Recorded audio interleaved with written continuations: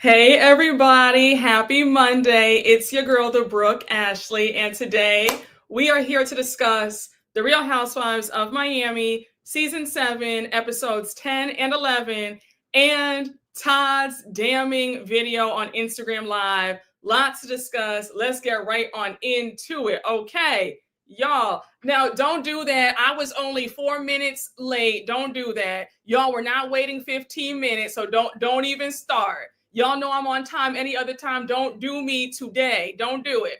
Don't do it, child. Don't do it. Okay. Hey, y'all, come on in the room, honey. Y'all would have thought I had you waiting for 20 minutes.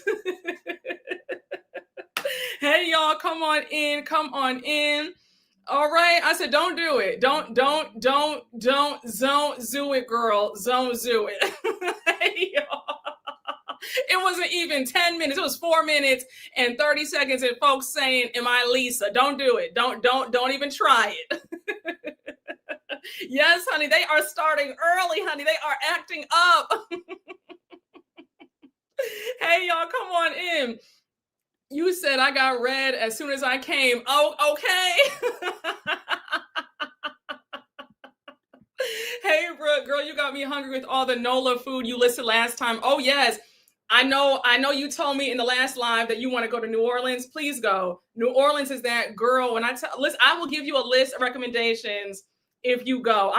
There's so many places to go, but yes, I got you.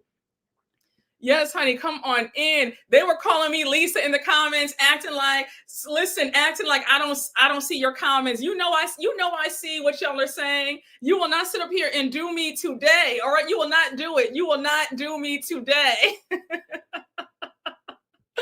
Yes, honey. You said a loving read, okay? Okay, come on, y'all. Well, I do want to start off with Todd.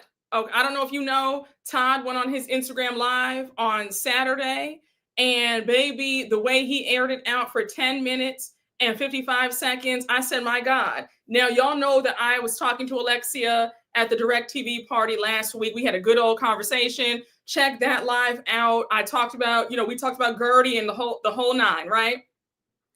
I told y'all that Alexia is very charming, very personable. She's friendly. She's sweet. She looks good in person. I was singing her praises. But when Todd put her on blast in this live, I said, now, Alexia, I'm going to DM you on Instagram and get the tea about what he's saying. And just a side note, Bravo, I need y'all to stop filming these reunions so early. Why are we filming a reunion 8 weeks in advance when we're not even close to the finale episode? We have 6 or 7 more episodes to go. Alexia had told me that they have 18 or 19 episodes. We're on episode 11. So please it's episode 11, correct? I said 10 and 11. Again, I don't understand why we're filming these reunions so early.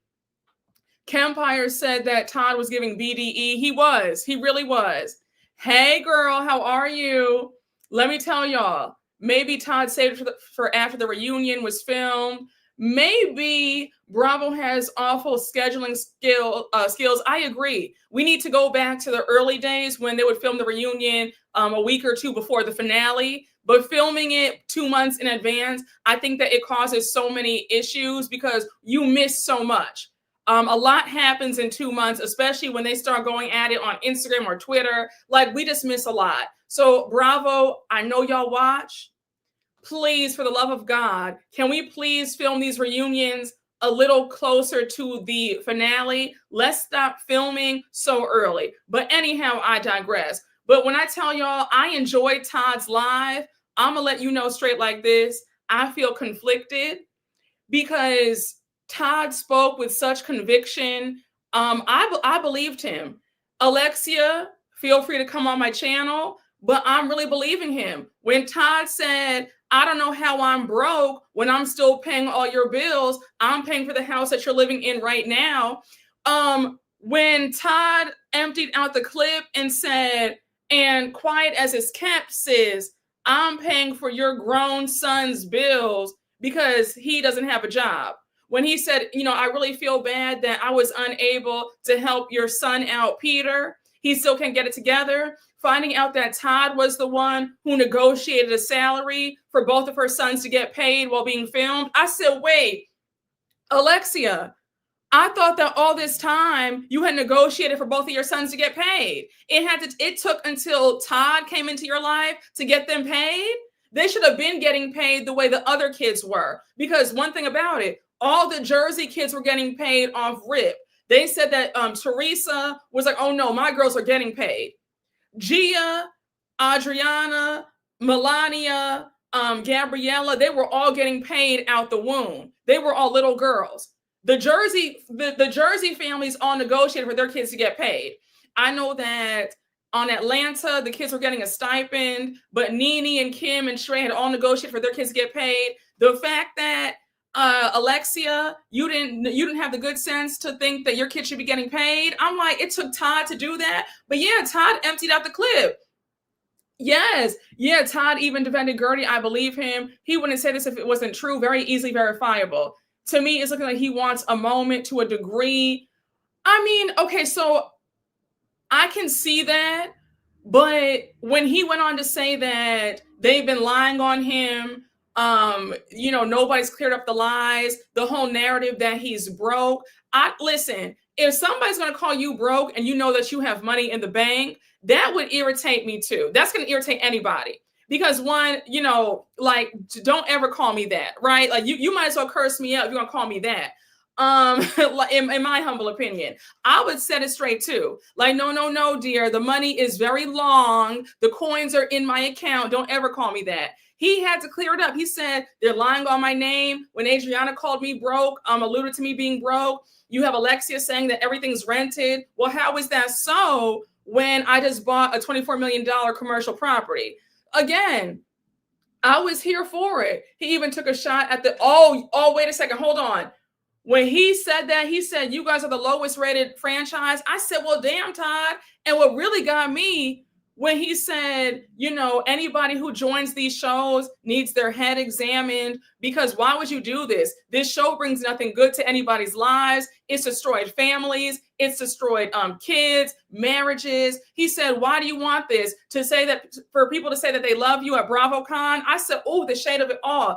Todd calling out how these women have people writing their reads. He said, they're not that witty. They didn't come up with that on their own. I said, well, we knew that. Listen, Todd said, you will not sit up here and lie on me anymore. I'm done with it. Todd was not messing around. He was on fire. Yes, honey. Listen, Todd said it's time to pop out and show. Listen, honey. He said, sometimes you got to pop out and show, and we are a mixed company because I would say the word, but I'm a refrain. I'm a restrain myself. I'm a refrain from using it. But yeah, honey, he said it's time to pop out and show, folks. We're not doing that. Hey, Robert, thank you for the super chat. A scheme that Todd set up. Well, listen, I'm here for it though. Todd said you will not lie on me. He said you will not lie on me. I gotta go watch this. Todd ate them up. He did. He was like, he needs to leave Queen Adriana alone though. But I love Adriana down, but if Adriana's lying on him, then she needs to stop. He has the right to say, you can't lie on me. Adriana was over there saying, I've heard some things. Todd is over there broke. He said, honey, how am I broke? I just purchased $24 million worth of real estate. So again, how am I broke? Again, Alexia, there's some explaining that needs to be done because you have it out saying that Todd packed up and left in the middle of the night and he just left you and your kids out for dead. And that's not the case. Todd said, I'm still paying your bills. And check this. Todd said that his American Express is still on file and Alexia and the kids are still using his Amex. I said, now, Alexia, you're out here saying that he's broke, but the whole time you're using his Amex to pay for your bills. Like, girl, what are we doing? Listen, I'm here for it, but don't say that he's broke while still using his Amex. You're still swiping the card down at Bal Harbor, the Miami shopping district, buying your Fendi and Louis and Chanel, but the whole time dragging this man. Now, I'm not saying that Todd is an angel, but let's give that man his propers. If he's still holding it down financially, don't sit up here and try to play him. I did appreciate how he spoke well about Frankie's father as well as Alexia. He truly cares about Frankie. Yes, he said, now, Alexia, you know good and damn well that I loved Frankie. He said, I was a great stepfather to him. I took him out. We would go on like vacations together. I would take him out to eat. We always spent time together. We had family dinners all the time. He said, I love Frankie.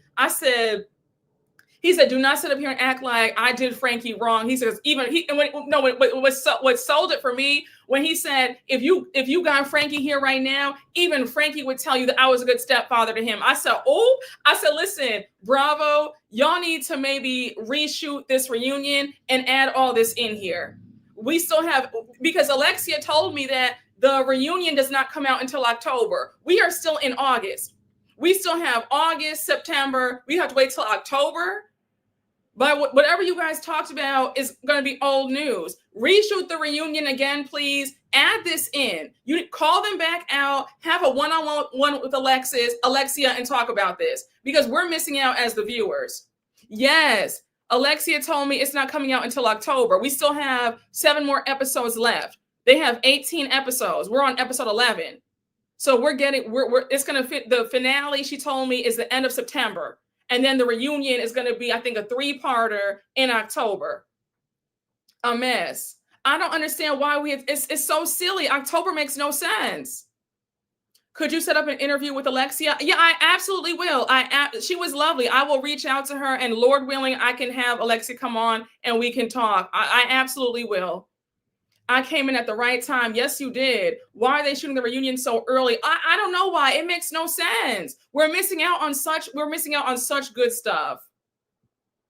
Todd should have done this before. I agree with this. Todd has a right to defend himself and got fed up with being fed rubbish about a better edit next time. I agree. Now, when he called out the producers, when he said, y'all are evil, you guys sit in these dark rooms messing people's lives up. He said, the fact that you promised me that you guys would clear things up this season and you didn't, I was here for it. Now, do I think that Todd and this lawsuit have a chance against the machine? I don't know. We've seen a lot of people file these lawsuits and they get thrown out. So we shall see. But do I believe that Todd was telling the truth about a lot of things? Like, I'm not this monster that Alexia has said, I still take care of her financially and her sons. Like, I was a good husband. And then what took me out, he said he wanted his marriage to work. He said Alexia chose the show over their marriage. And I said, and remember how Alexia said he wanted me off the show, and I would have done anything for him. I was willing to give up the show for him. He's saying that that's not the truth. So Alexia, again, Miss Mamas, what's the truth? Because you're saying one thing and Todd is saying that no, you told him that you were choosing the show over your marriage. If this gets Miami canceled, I'll be livid. I hope it doesn't. I really hope that it doesn't. I think that Miami's having a great season. Sophia, his daughter, had even come out and said that this Frankie situation happened 4 years ago. So she's confused why this is a storyline. I agree. I don't know why it's a storyline either. And I'm glad that Todd has come out and addressed this. Also, I just need for Bravo to spin the block and have them refilm this reunion, maybe add a 4th part. I don't think that it's fair that we're getting all this juicy tea and they've already shot the reunion. No one has ever been successful in suing Bravo, to be honest. I agree with that. The producers are evil, high key, because how do you watch a scene? Yes, see how it actually went down and cut it and snip it together to match narrative? That's a lie. I agree. Listen, I do feel like producers are low-key evil, because the way they will, spin a narrative, knowing that one person is actually, in the right, the other's in the wrong, and they'll switch and act like the person who's the victim is the villain. They do it all the time. We see it done on Potomac, but I'm going to just leave that alone.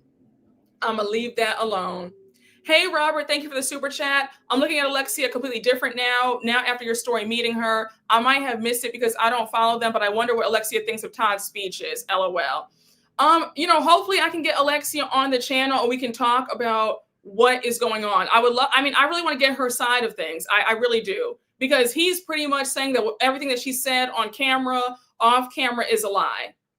Alexia really fumbled the bag and love. They got back together in January and she never said anything to him. Cold. Yes, he said that. He said they got back together again in January. She never even told him that she was saying all this on camera. I feel like Todd knows where the bones are buried. I believe Todd, but I'm not an Alexia fan. A fourth part. Now, you know, they can cut out on the filler stuff we'll get. You said, why is this man being so petty about Alexia's sons? Dude, you are the step parent. The children that Alexia have are not your biological. No, I know that, but I think that his point is Alexia is painting him out to be a deadbeat. Now, you know, I don't really think that it's fair to say that somebody's being petty. If somebody's lying on you, if somebody's been spinning a narrative about you that's not true, I think that it is human nature to want to stand your ground and defend yourself. You know, I really do feel that way. I don't think that it's fair for us to say that, you know, he's being petty. You know, I could see if he said this for no reason, but he has a reason to say, look, what is being told on TV is not the actual truth. We do need a special. I agree with that. What Adriana said was hearsay, so he won't win with that. He got them together real nice, nasty. Yeah, he did. When he said that none of them are that witty and they all get help getting their reads, yeah. Who knew Todd would be the MVP? When he started saying that, I felt that there was some truth to it. Alexia chose BravoCon and a few dollars over love that comes with a bag. People are really short-sighted. These grown women are so thirsty for fame and attention. It's pathetic. They exploit their own family willingly. Yeah, that's what he said. That was the crux of what he was saying in his live. When he said that these women, you know, need help, because he said, why would anybody join reality TV? Like, it destroys families. It destroys marriages. And you know, and he said, you know, to do this, it's not even a steady check. And you're doing this because you want some fans to say that how much they love you at BravoCon. I said, damn. Alexia's looking real funny in the light. I feel like they're both telling half truths. But how do we know that Todd is telling the truth? I feel like they're both lying about stuff. And no, you could be absolutely correct. You could be absolutely correct. I thought it was a good point to say he wanted Frankie to be independent because we saw that on the show and could verify ourselves. I think we need to take his story with a grain of salt. He sounds like an upset customer. I feel like most of the men on Housewives get like this when they divorce. Alexia is hungry for the fame. 90% of these women are. So they're not together. No, they're not together again. And Alexia told me that at the party last week. They are no longer together. They are done for good. She said she is she's ready to date again and find love with somebody else. Alexia is not wrong for picking the show, though, because what if Todd really gets upset and leaves her? Then besides her business, she won't get anything because it's not like he created his wealth with her. That's a good point. And, you know, listen, I'm not saying that, she, you know, wanting to be on the show is a bad thing. You know, I'm not saying that. You've been on for so long. You enjoy the fame and the money and all that comes with it. There's nothing wrong with that. But I will say that, you know, he does have the right to feel the way he feels. But yeah, I totally get that, because that's pretty much like asking somebody to give up their dream for the marriage. And I think that would be tough for anybody. I would have a hard time. I'm not going to hold you. I would have a hard time giving up what I love to do. You know, I mean, I don't know. I mean, we have to be honest. Fame is very addicting. It's enticing. It's sexy. It's alluring. It's seductive. So to say that you wouldn't hesitate to choose your marriage over the show, I'm being honest with you. I'm being very honest with you. And especially how these women feel, they love this. So I'm sure that for a lot of them, if they had to choose between their spouse or the show, they would choose the show. You know? These shows really do get in these women's head, honey. You say that all the time, Brooke. And it looks like Alexia is one of the many housewives who would rather be on the show than choose her family and peace. It's true. It's true. You know, people yes, that's true. Talk about it. People get divorced over regular jobs too. That's also very true. You said, didn't he know she's a star? Agreed, but it's not forever. No, it's not forever. But in the moment, you're not thinking about that. You're thinking about, you're thinking about the here and now, you know? You can't let this go. And they hope that it does turn into forever. And the little dig at Marisol about Dr. Nicole and the PI, I loved it. Oh, yes, that was chef's kiss when he called out Marisol hiring the PI on Dr. Nicole and Dr. Nicole leaving the show due to all that stress and drama. Fabulous. Alexia gets dragged every season, so it's not even good fame. But people don't care. People want that fame any way they can get it, whether it's good or bad. I think it depends on the marriage. That's true. No job is forever. That's very true too. My only counterpoint is that Todd knew what came with the territory. I think him going after Anthony was a mistake because Nicole was a fan favorite. Very true. He knew, you know what's funny? I think that it's all fun and games until you and your house are under scrutiny. Like when you're having a good season and all the viewers are on your side and you don't have any drama with, with your castmates, it's great. But when the viewers can't stand you, your castmates can't stand you, now they're digging into your life and your personal stuff, now it's horrible. I think that when Todd and Alexia were riding high, it was great. But now that there's some, cracks in their foundation, now it sucks.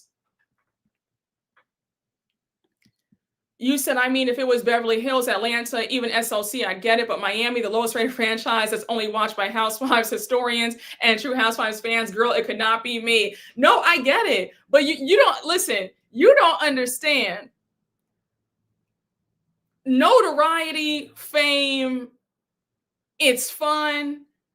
Like I said, it's enticing. You have people who would rather be considered D-list than not be famous at all. Like that's what you got. That's what some of y'all aren't understanding. Some of these women, especially on the lower rated franchises like Miami, and again, it's no shade, they would rather be F-list than not be famous. Like I get what you're saying, but they feel like, well, it doesn't matter because I'm still above somebody who's not famous. That's how they think. They don't give a damn that they're not respected like Beverly Hills or Atlanta or OC or SLC or New York. They feel like, well, girl, I'd still take being, D-list over not being famous at all. You know what I'm saying? That's their mindset. You said, I'd rather be anonymous with his Amex card. Even a little famous fame, honey. Exactly. Like that's how they feel. And a lot of folks, quite as can't feel that way. They feel, honey, I'd rather be, a little bit of a somebody than be a nobody. even though nobody is a nobody. Like everybody is a somebody. If you're still alive, you are a somebody. Okay, but you know what I'm saying. But yes, it's a drug to some of these people. So many people confuse fame with infamy. Very true. Yes, when Todd and Alexia got together, the show was on hiatus. So it's not like Todd fell in love with Alexia, the star. Very true. Yeah, they were on hiatus for 8 years. And that's when, you're right. So I think that it's jarring to go from, she used to be on Housewives. Now she's not. You guys are having a normal life together. And now she's back on the show and all this stuff is kicked up. That's a lot for somebody to take.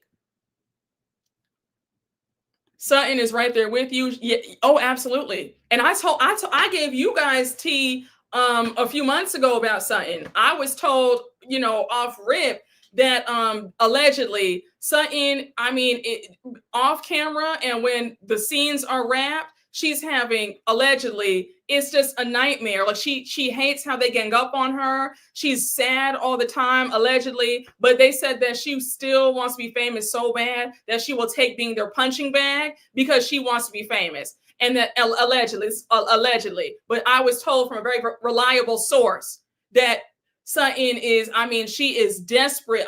Talk about a desperado. She wants to be famous by any means necessary.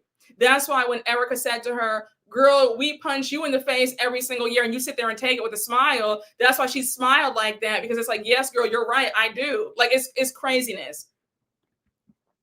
You said it. Wait, somebody made a good point. I feels like Todd's listening to the fans, so I side-eye him. I don't think he truly cares about how others, Gertie, he just cares about his own image. And that could be true too. That could also be true too. Hey, M Judges, thank you for the super chat. Don't know, I need to have Alexia's response to Todd. Yeah, I want to hear it too. Sutton gets no sympathy from me after how she treated Garcelle. Sutton is a loser. Not allegedly. Ciao. Listen, y'all. Sutton wants the acceptance that Reva never gave her. Listen. Yeah, Brandy Glanville praying for her said Sutton was lurking at events for years. Yes, Sutton wanted to be on the show badly. Sutton was dying to be on the show. Dying to be on, from what I've heard. So if she will stay till the wheels fall off, she doesn't care if, they could all be calling her everything but a child of God, and she will still take it. In Sutton's case, it's extra crazy because it's not like she needs the coin. She has enough cash to go see the lady 100 times over. Yeah, but it's not about the money. Like y'all don't understand. For some of these women, it's not about the money at all. They don't care about the check. The check is secondary. Like, it's a nice bonus. They are there for the fame. They want the adoration. They want the cheering at BravoCon. They love when they walk into a room and they say, "Oh my gosh, is that so and so from the Real Housewives of Beverly Hills or Salt Lake City?" That they need that. They crave that. They love being on magazines and, us talking about them. They love it. Well, they love the red carpets and they love it. They need that. It's not even about the money. They need that. They need that adoration. They need the love from the people. Oh my gosh.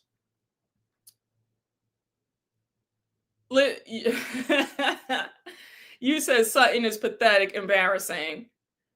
Once they get a taste, they can't stop. Yeah, it's addicting. Listen, it is addicting. Like, nobody, folks can say what they want to, but it's not, you just feel so good, and it doesn't help that a lot of these women already don't have the strongest self-esteem, so they really need it. I think that if you're level-headed, I believe that if you have a strong sense of self already, yes, it's fun, but it's not your whole entire life, right? Like, it's cool, and it's a nice added bonus, but it's not your whole world. You don't make it your whole personality. You get what I'm saying? It's like, okay, I'm famous, but that's not all of who I am. For some of these women, a lot of these women, is all of who they are. And when I tell y'all I have a story time I teased y'all about a story time in the last live, baby, child, I'm gonna leave that alone. But yes, okay.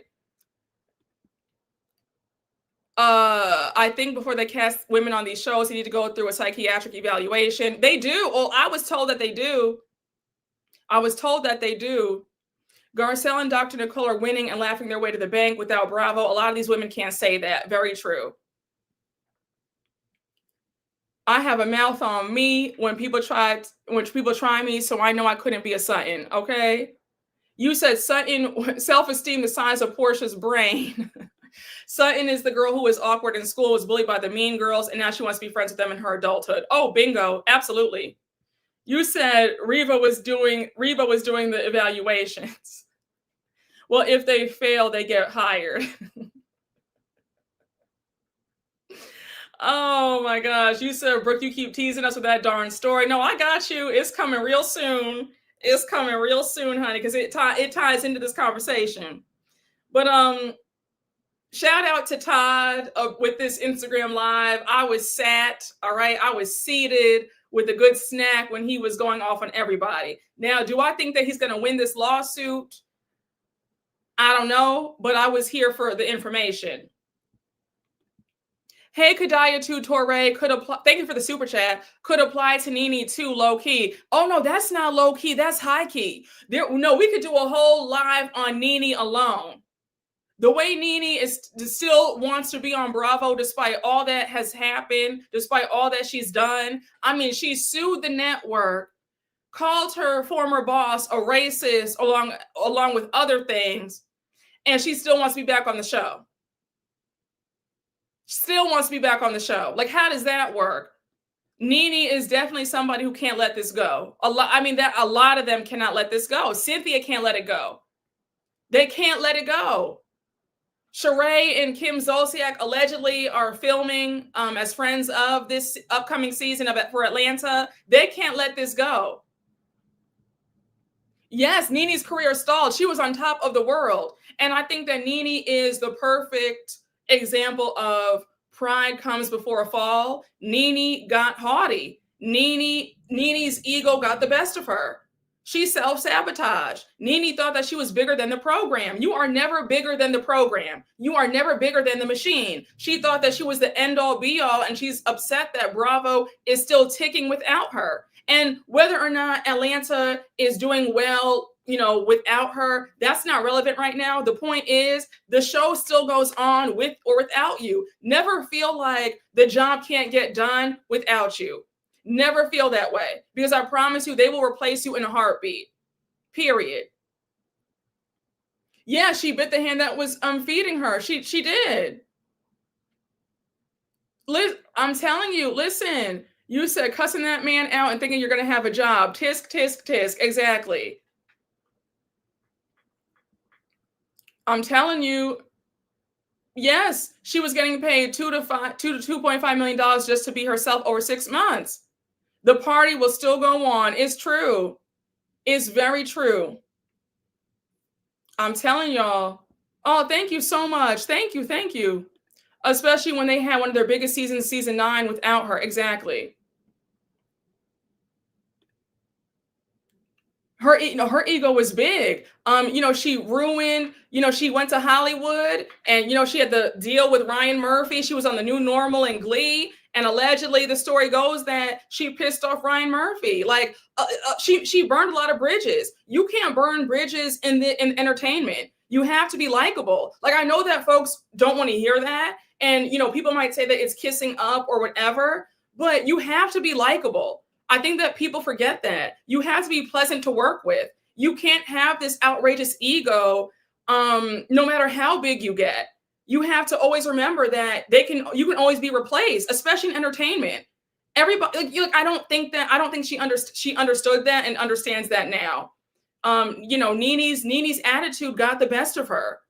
And when you think that you're bigger than the program and everybody else, and you can say what you want and do what you want, and nobody can check you, you're in for a rude awakening. And that's a life lesson for everybody. No matter how big you get, you're never too big to fall. You're like that's just the God's honest truth. That's the God's honest truth. Yeah, you cannot burn bridges. You can't. Nene's ego was ridiculous. She was pissed when she was seeking my attention at a restaurant and I did not acknowledge her. Oh, wow. Oh, she was mad. How recent was this? I am screaming. Oh, I'm sure she probably felt like, now, why isn't she saying hello to me or asking me for a picture? I am screaming. She thought she had arrived. Speak. She acted like a diva. Yeah, Nene should have been acting in a lot of shows, had her own talk show, etc., but she fumbled, and not even with her ego. I don't think she was hungry enough. No, she wasn't hungry enough. I think that there's a certain level of hustle that you need to have in the business, and I don't think she had it. I think that she was waiting for everybody to hand her jobs and roles on a silver platter. Also, I don't think that Nene is somebody who can take honest critiques. If you're not saying what she wants to hear, then she's upset with you. Think about, do you guys remember that season? Was it season 7 or 8? Remember when she had that clothing line, like that line with QVC or HSN, and she had the meeting with them in New York, and she was being so rude to the team. She's like, oh, I don't like that. I would never wear that. And it's like, there's a way to say things. And you could tell that the team was appalled. They were staring at her like, girl, we're trying to make you some money. And you're being rude to us. She was so rude to the designer. Then the young Black designer came in to show her like the blouses. And she's like, I don't like that. I would never wear that. And it's like, why do you have to be so rude? Why can't you just say it in a pleasant way? Why is it so hard to say, you know what? I don't like that. Can we go back to the drawing board? She's like, oh, I don't like that. And she's doing all this. It's like, it's stuff like that. Like, people don't understand that how you carry yourself is everything. And people don't want to work with rude people. No matter how much money or how much status that they have, nobody wants to work with that. Yes, it was season 7. Yeah, thank you. When Claudia was there, she thought it was owed to her and didn't have to work as hard. Exactly. Nene was humbled for sure. A cautionary tale for these housewives. People get such big heads. They do. It's so silly. I think she thought she could live off of catchphrases. Exactly. And I do want to say, Nene was on that show saying that she did not want to take acting classes because it takes away your natural ability to act. I knew she was a fool. Listen, I knew she was a fool has me hollering, please. You said, and she was wearing Joyce Leslie when she first got on the show.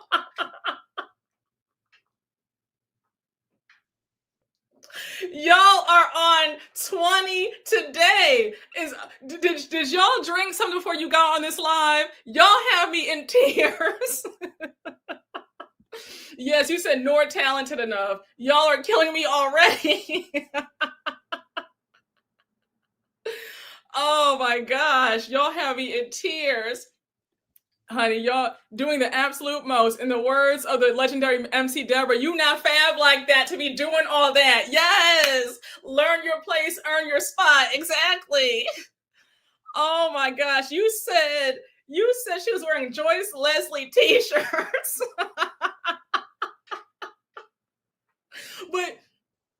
But one more thing I want to add about Nene. I always hated how anytime somebody tried to give her some honest feedback, she was always upset. That always bothered me about her. Like, she could never hear anything. And the fact that she still can't own up to the reason that she was her own demise really blows me. Because I'm like, Nene, there has to be some ownership. For her to act like Hollywood just threw her away, no, that's not the case. You had Hollywood in the palm of your hands and you blew it. On Celebrity Apprentice, she was so rude. There was no reason for her to be that mean to Star Jones and LaToya Jackson. Now, my opinion, I thought that Nene was low-key jealous of them. I think she was envious of the fact that she was a reality star and they were actually accomplished. Like, I always got that impression because the way she was so mean to LaToya, it made no sense to me. I also felt like it's just sad because Nene had the ability to really become A-list. I mean, at one point she was considered A-list of all the Real Housewives. But I feel like Nene is a cautionary tale of what not to do when God gives you the blessing that you've been praying for your entire life. She fumbled the bag, and we can all admit that. One more quick point. I want us to stop rewriting history. Let's all admit that Nene's last season on Atlanta wasn't great. She had checked out. She barely wanted to film. She was always in a bad mood. She wasn't giving us that fun Nene like in the old times. Nene had already giving us a stale attitude. So let's not act like, when Nene was on the show in the later seasons, that she was a joy to be around and watch. She wasn't. Seasons 11 and 12, she was unbearable. She took out, Greg's cancer battle on everybody else. I mean, it wasn't pleasant to watch. Yes, she was insufferable. No, her last season was terrible and she was mean. Spitting at Kenya was indefensible. Yeah, I hated that. The last two seasons, season 11 reunion irked me so bad with how she was acting. Nene never takes ownership and still doesn't get why she keeps coming for Candy. Exactly. It all revealed who she was underneath in that time space. That's very true. Nene was completely checked out that season. I don't want her back on Atlanta. She carried herself like she was too good for it. Yes. Nene was miserable to watch. Brooke's laugh tickles me. Nene's fragile ego and insecurities caused her to fumble the bag. Say this again. Listen, y'all. I don't like how... I love Nene like everybody else did, but we can tell the truth. I'm not somebody who's going to sit up there and just lie because I like somebody. Nene was insufferable in her last two seasons. On top of that, I think that it was neat. Like you said, Nene's fragile ego and insecurities, that was her downfall. One quick thing, I think that people underestimate the power of getting your mind right before God gives you the blessing. Like, I just feel like you can fumble what you've prayed for if you don't get this right. And Nene did not get this right. She got the money and the fame that she always wanted, but the mind wasn't right. And that's why she's in the boat that she's in now. And I also think that it's a bad look to show that all these years later, you still need Bravo. Like, Bravo should have been a stepping stone. And the fact that she's almost 60 years old. She's 59, right? 58, 59. And she's still asking for a Bravo check again. I mean, that's shameful. It should have been, I'm leaving, thank you, Bravo, for the opportunity, but I'm on to greener pastures. And she still needs Bravo as her lifeline. That's sad. Nene's her own worst enemy. I agree. Preach. The fame definitely went to her head and she stopped working for it. Yes. She wasn't dealing with the stress of Greg's cancer well, and they weren't helping her deal They wanted fun Nene during that time. She couldn't give it. Production should have made her take a break. Yes. Kenya coming on the show rattled her and she was never the same. Oh, that's a good point. That's a good point. Oh, wait. She assaulted the cameraman. Oh, yeah. I didn't know she broke his tooth. Oh, I didn't know she broke his tooth. I did not know that. That was so crazy how mad she got when they all went into her closet. Till this day, I'm sorry. I thought that was weird. Did you spill the DirecTV party tea yet? Yes, I did. I spilled it in the last live that I did. It's still up. Oh, you better say that. If you're going to burn a bridge, make sure you don't need to cross. You don't need to go back to cross it again. You better say that again. If this ain't the truth, she ripped his shirt off. Bethany is controversial, but Bethany is the blueprint for Housewives success. I agree. The YouTube channel interviews have not been good. I don't want to watch Caesar from Black Ink Crew. She acted a fool about that closet. Very weird. No, to be fair, she told him not to go into her closet. Yeah, I mean, I get that. I do understand that. I don't know. Her attitude, though, that day was off. She was crying. She snapped at Marlo. I don't know. I just kind of felt like she was better off not having that party. She was in a horrible mood. I think, I don't know, personally for me, if I'm in a horrible mood, I'm going to just cancel the party. That's just me, though. I would have said, let's reschedule for another day. She was just whatever they had done, it would have pissed her off. Whatever they did would have pissed her off.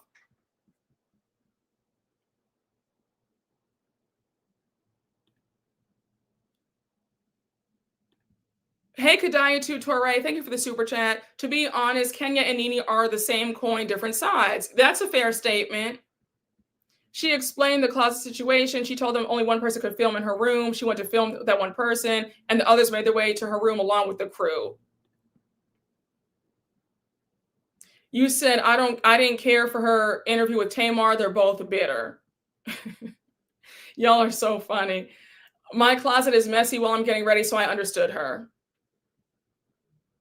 They were just going to throw shade at her messy closet.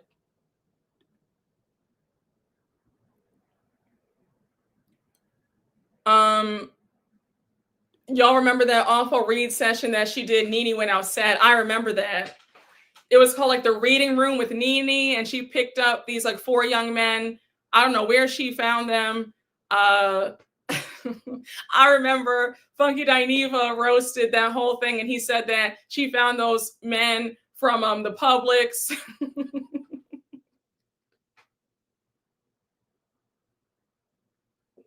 Oh my gosh, no, that was really funny. No, guys, let's oh, you were friends with one of those guys? It was in the Lanethia.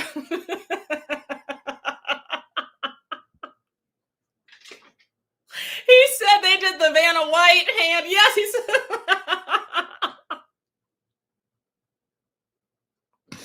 Oh my gosh. Y'all, please.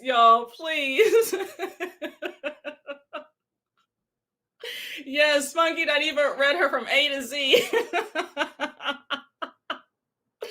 Oh gosh. Lord have mercy. Please, y'all. Let's get into this. Let's get into this Miami recap, honey. Yes, we have gotten sidetracked. Yeah, we're 43 minutes in talking about everything other than Miami.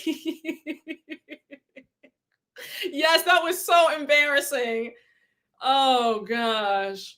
Yeah, that's why he did that on TGIF. Yep, because he was imitating. Yep, he roasted her about that video. Oh gosh. Okay. Yes, Miami time, y'all. Miami. So let's get into episode. Okay, now let me give you a disclaimer.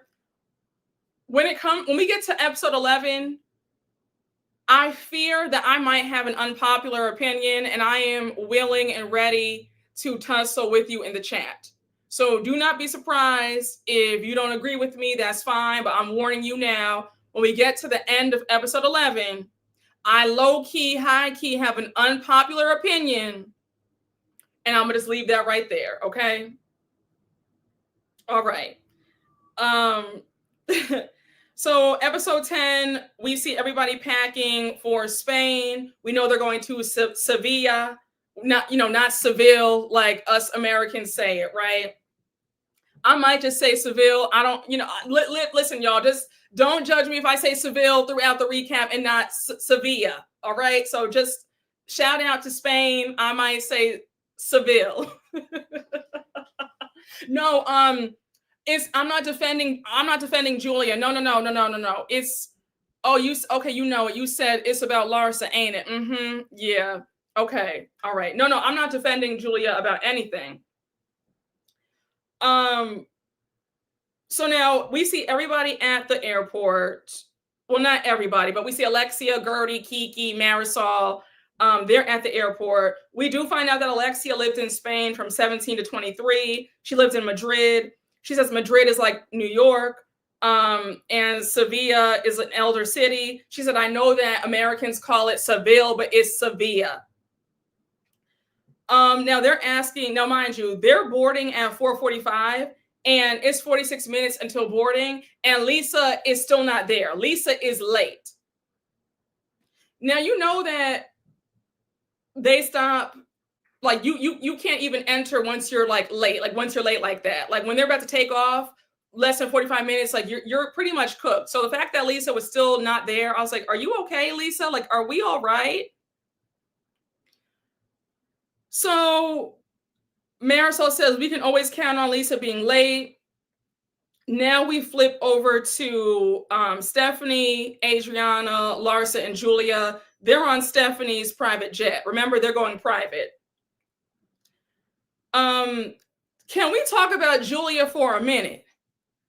When that camera flashed to Julia sitting in that seat, Julia was smiling from ear to ear. I said, Julia, girl, you are so pressed to be on Stephanie's private plane, aren't you? I said, my God. I said, she's so desperate. I mean, if you looked up social climber in the dictionary, you would see Julia. And Julia's not even a good social climber. There's an art to social climbing. And she's so obvious with it. Like, it makes me sick. I said, girl, you are just so pleased with yourself. But Julia looked a fool on that jet. She's just like, I said, girl, you need help. She looked a mess. She was glowing on that jet, for real. I was just, Julia, act like you've been somewhere before. Exactly. She was too geeked. Never had a private jet experience, girl. Exactly. I just said a mess. But Julia's just so happy. So we have Stephanie arrive. Stephanie says that departure time is whenever she shows up. Stephanie says she's never been this super social or full of friends. I said, girl, we know, we can tell. You don't have to keep telling us that. We can tell.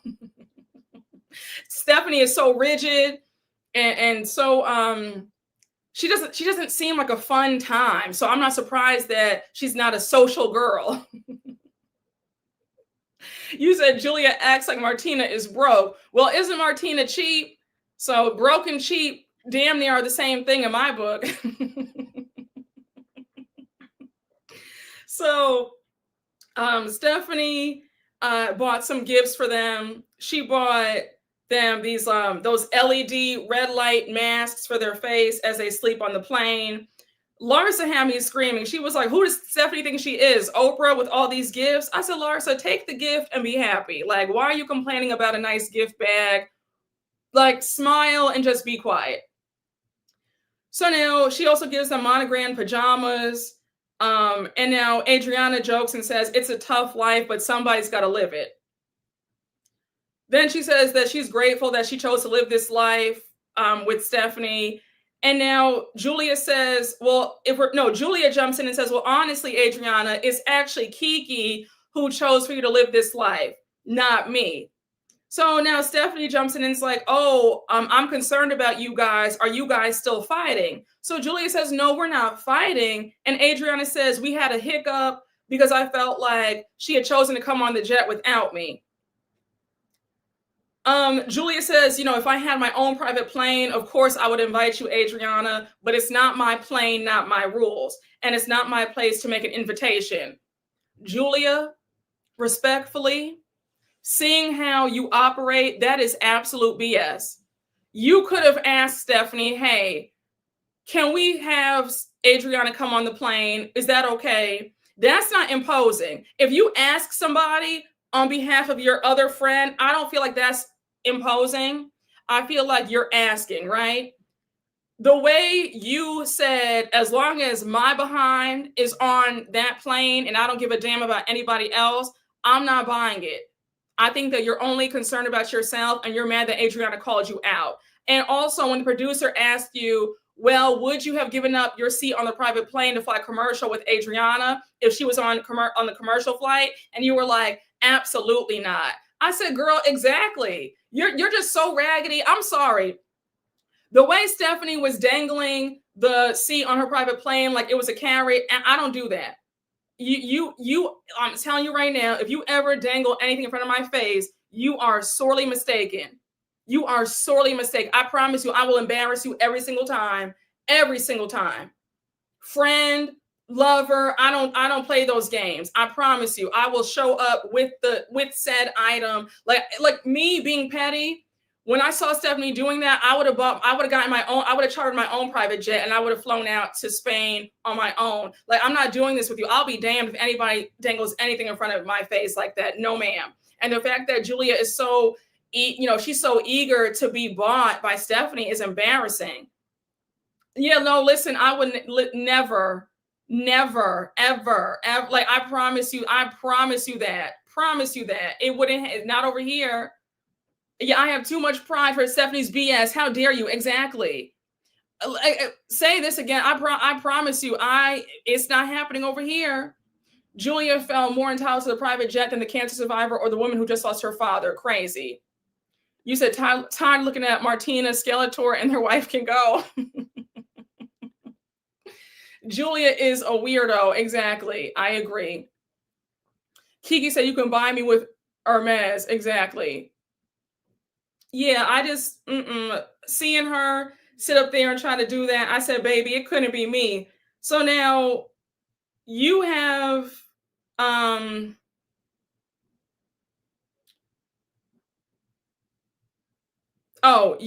now you have Stephanie saying that it's just hard because she wanted to bring everybody, but she couldn't invite Gertie because Julia and Gertie are not getting along.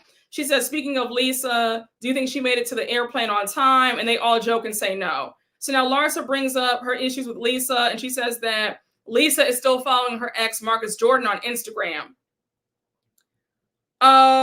We see them change into their pajamas. And now you have Stephanie saying, oh, do you think they have pajamas on their commercial flight? Stephanie, respectfully, why are you so concerned with what the other ladies have going on? It just felt like at every moment, Stephanie kept bringing up how she has a private jet and they're on it and the other ladies are not. To keep mentioning it, it felt like a little child bragging.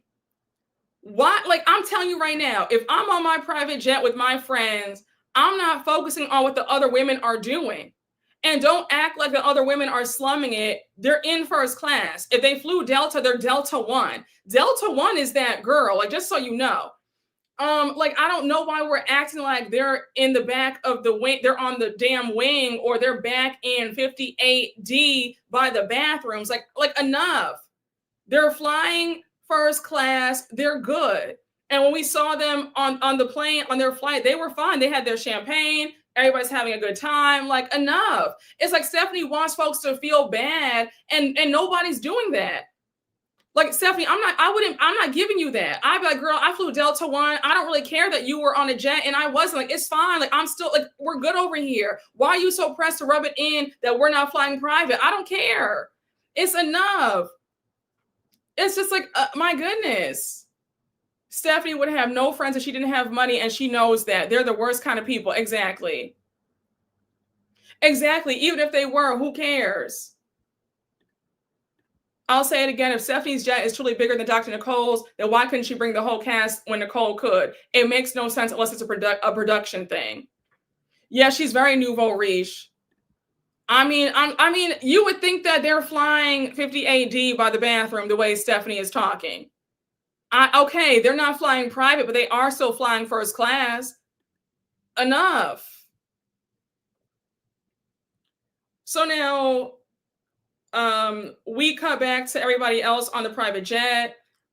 And so you have Julia now, and Julia, it's like, girl, this is not even your jet. You have Julia saying, "Oh, I wonder if they're bitching about us because we're over here eating caviar and really good salsa. I wonder if they care." Julia, nobody cares. And also, everybody in this group has flown private. This, like, Stephanie's plane is not the first private plane they've ever seen.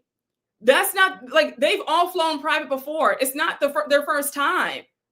And like, you just want to rub it in that you guys flew private and they didn't. Like, again, who cares? If they want to order champagne and caviar first class on commercial, they can do that.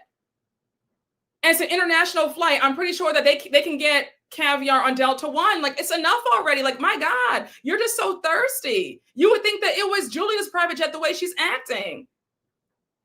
You said you prefer a larger plane over the Atlantic. Exactly.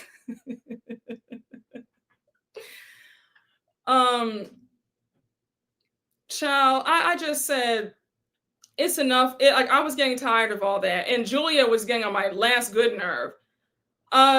We do have Stephanie. Stephanie had some tea. Now, I will say, Stephanie, you had a nice spread on the plane. That my mouth was watering. I love a good tea sandwich. I love some caviar too. So I said, okay, 2 points for you. So Stephanie says that she loves tea sandwiches. She brings up Marisol's tea sandwiches at her preppy party. She says her party was so good. So now Lars is like, well, if it was so good, then why were you and Alexia fighting later on that night?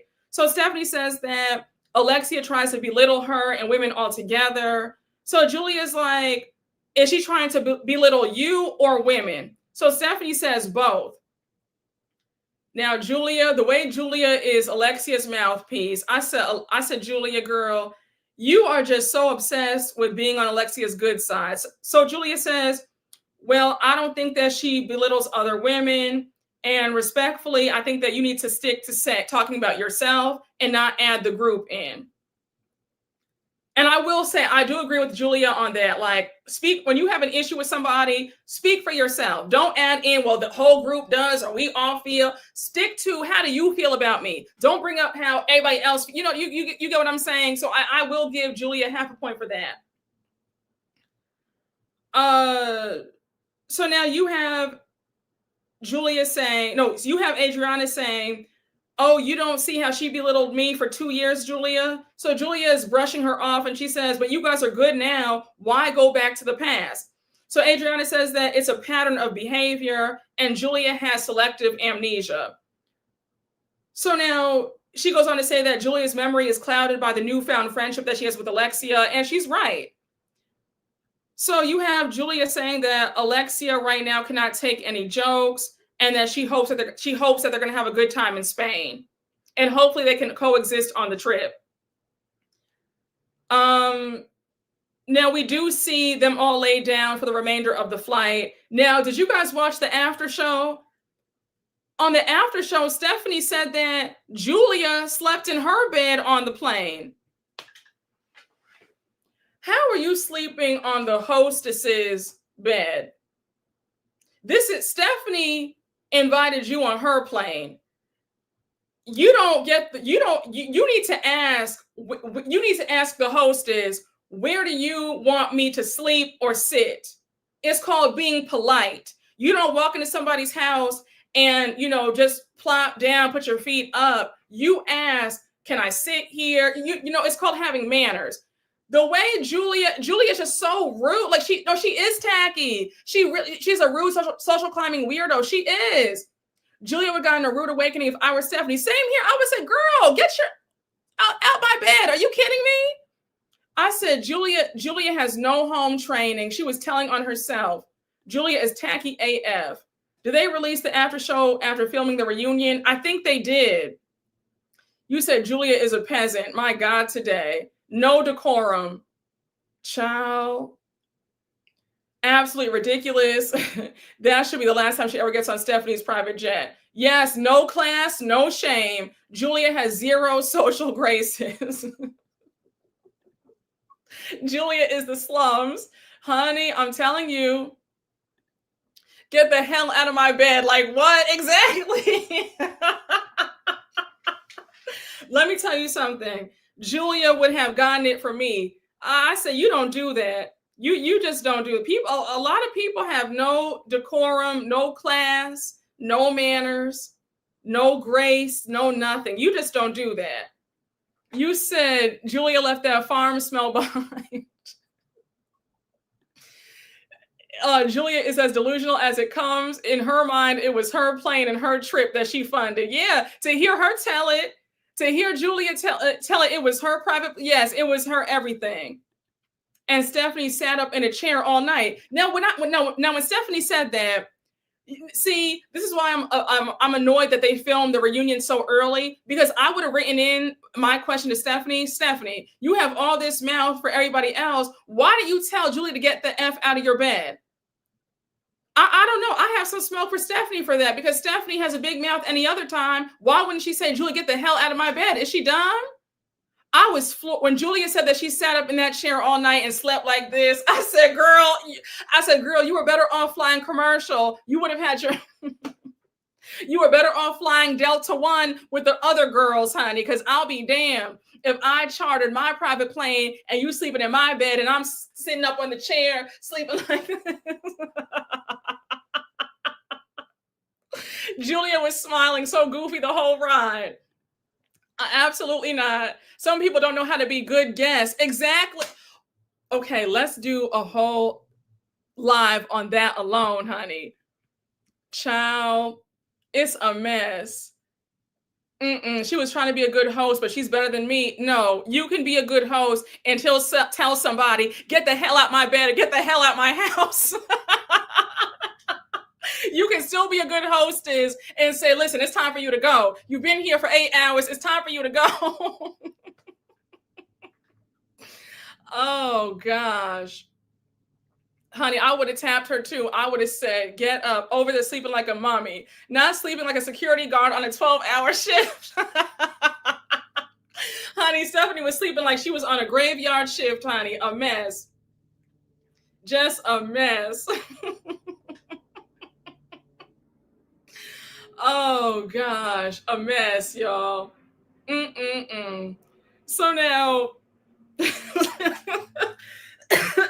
y'all have me screaming today.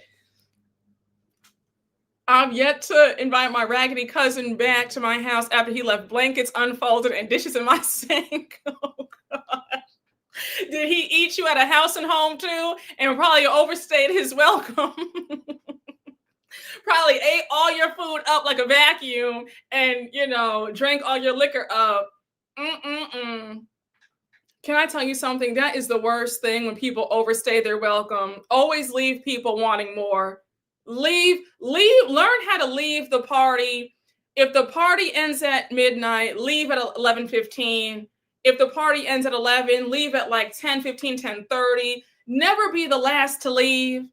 Okay, never be the last to leave. It's just like, some folks, they don't know how to go. They're at the bar when the lights go on and the bar is closed, the janitor's sweeping up and they still have, that's a horrible way to be. You just don't know when to leave. It signals that you don't like going home, you don't know how to go home, or that you're desperate to be out, or it's all three. It's never a good look. Learn how to leave, leave people wanting more. Never have people have to push you out the door. You rather people say, oh my gosh, stay, don't go, versus, okay, can you go? Like, here's your coat. Know when it's time to leave the fair. Exactly. Julia will be sitting in the jump seats with the imaginary flight attendant.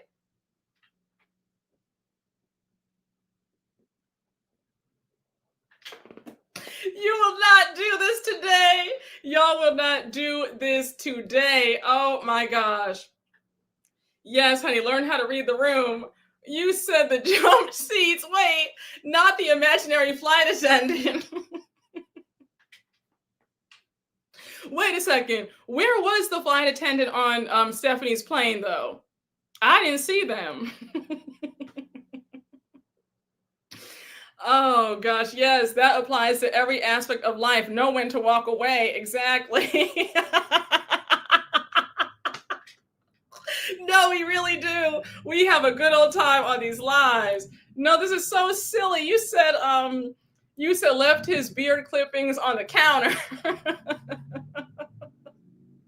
You said Julia, you would have put a parachute strap to her back and jumped out the door. Y'all, please get out of here. Please, y'all have me screaming. Please. Oh my gosh. Y'all have me screaming. My goodness. Oh my gosh. Yeah, man. We have a lot to cover, y'all. Please.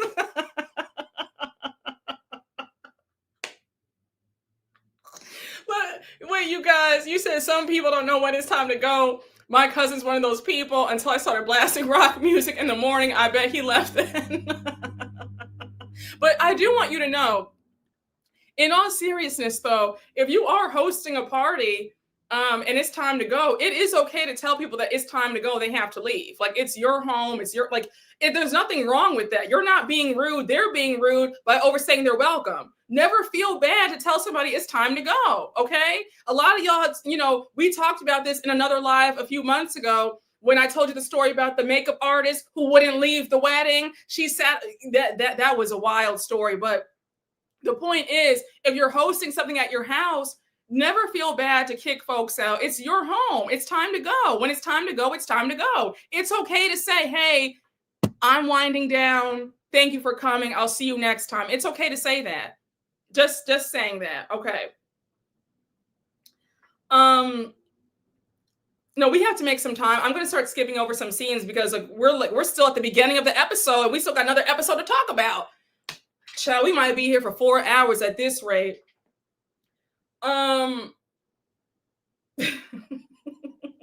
If you're new here, we have a good old time. All right, so get comfortable. Just get comfortable. It's a fun time.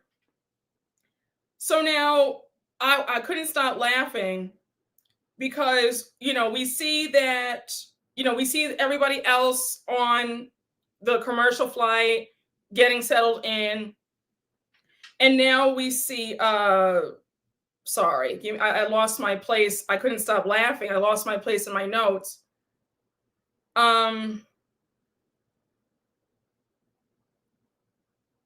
Okay. So since they took the private jet, they got there faster than everybody else. So the private jet travel time is 7 hours. They land in Seville, and we see them arrive at the hotel. Julia says that there is one presidential suite, but she made the decision to give it to Alexia since Alexia is having a hard time.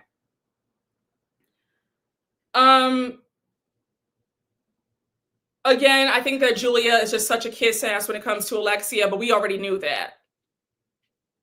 Now, the manager greets them all, and so he says, "Oh, which one of you guys is Stephanie? Somebody upgraded you to the presidential suite." So Julia says, "Well, it wasn't me." So Stephanie says, "Oh, this must be for my husband, Masood. He spoiled me for my 40th birthday. We had a private dinner and he bought me a Patek. I have the best husband ever." Now her suite is gorgeous. We see some Chanel in the room. And I don't know if it was just me, but I got the impression that Stephanie upgraded herself. I don't know. I don't know why I felt that, but I felt like Stephanie gave herself the room upgrade and bought herself the Chanel. Like I don't know why, but I got that feeling. Adriana telling the story of how she's had boyfriends do things for her. She says one guy got her on his helicopter, flew her to his private island on the Bahamas. Shortly after he died, his helicopter was heading back to Palm Beach, and the helicopter fell and he died. I said, well, Adriana loves to tell some story, a sad story, doesn't she? I said, my God, Adriana, well, why'd you share that? That's depressing. Okay, wait, you guys felt that way too? I felt like Stephanie's upgrade was a stunt, right? It was very phony. Okay, right? We feel this, we're on the same page.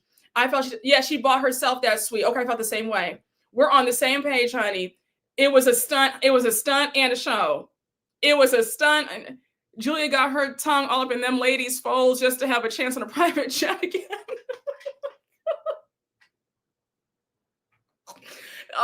Y'all are on 20 today. Oh my gosh. You said Stephanie would definitely upgrade herself, stunts and shows. It was so showy, it made me think that she did that. Adriana has lived a life, honey. Yes. Stephanie took that man's card and made the upgrade. Yeah, she gives that energy, like just like how she brought, she gives that energy. Yes. Am I reading your thing wrong? I'm sorry. But yes, she does give that energy. It's giving sending yourself flowers to work. Yes. Oh my gosh. Yes. It's like surprise. And then everybody's like, oh, like who's it from? And they don't want to read the card because it says from me to me.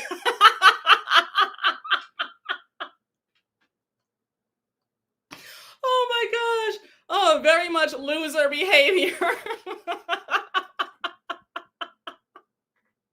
You said licking bottoms to stay on top. Oh my gosh.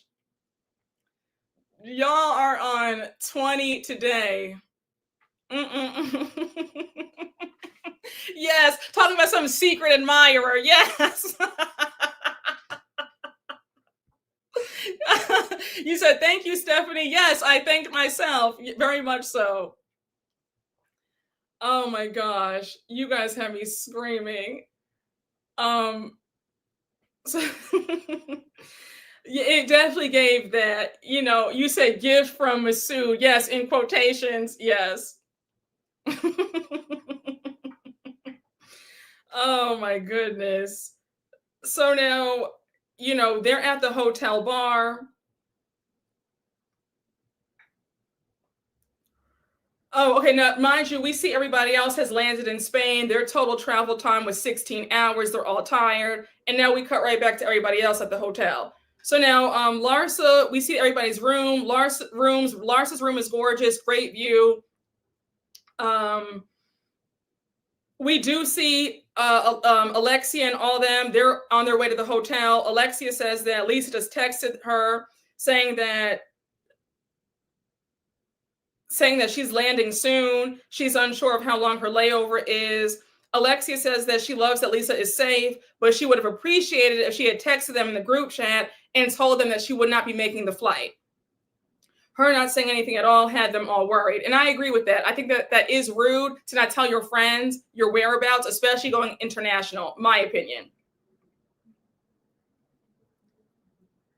So now we're back at the hotel, and we see Stephanie, Julia, Larsa, and Adriana, and they're ordering drinks. And Stephanie says that she's loving the hotel. She tells the manager that she loves a particular employee. I think his name was Tomas.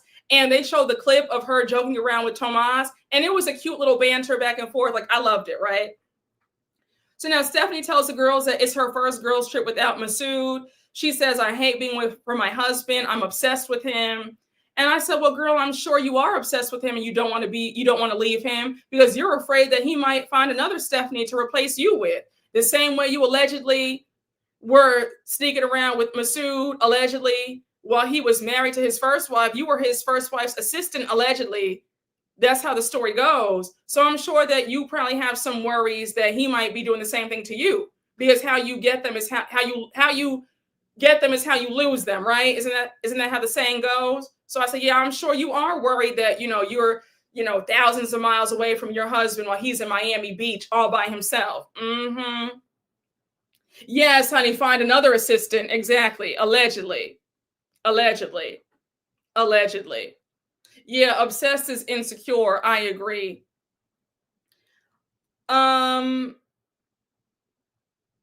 Larsa says that she wants it to be a good trip for her, a good experience for her. Stephanie says same. She says, I don't not like Alexia. She goes on to say that Alexia has the Napoleon syndrome, and that she has all these self-esteem issues.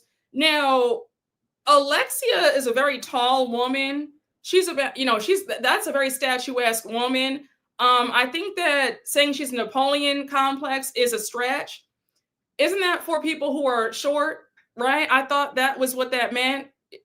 The Napoleon complex. I don't know how Alexia would have a Napoleon complex when she's like 5'10" without heels on. I don't know what she was trying to say, but okay.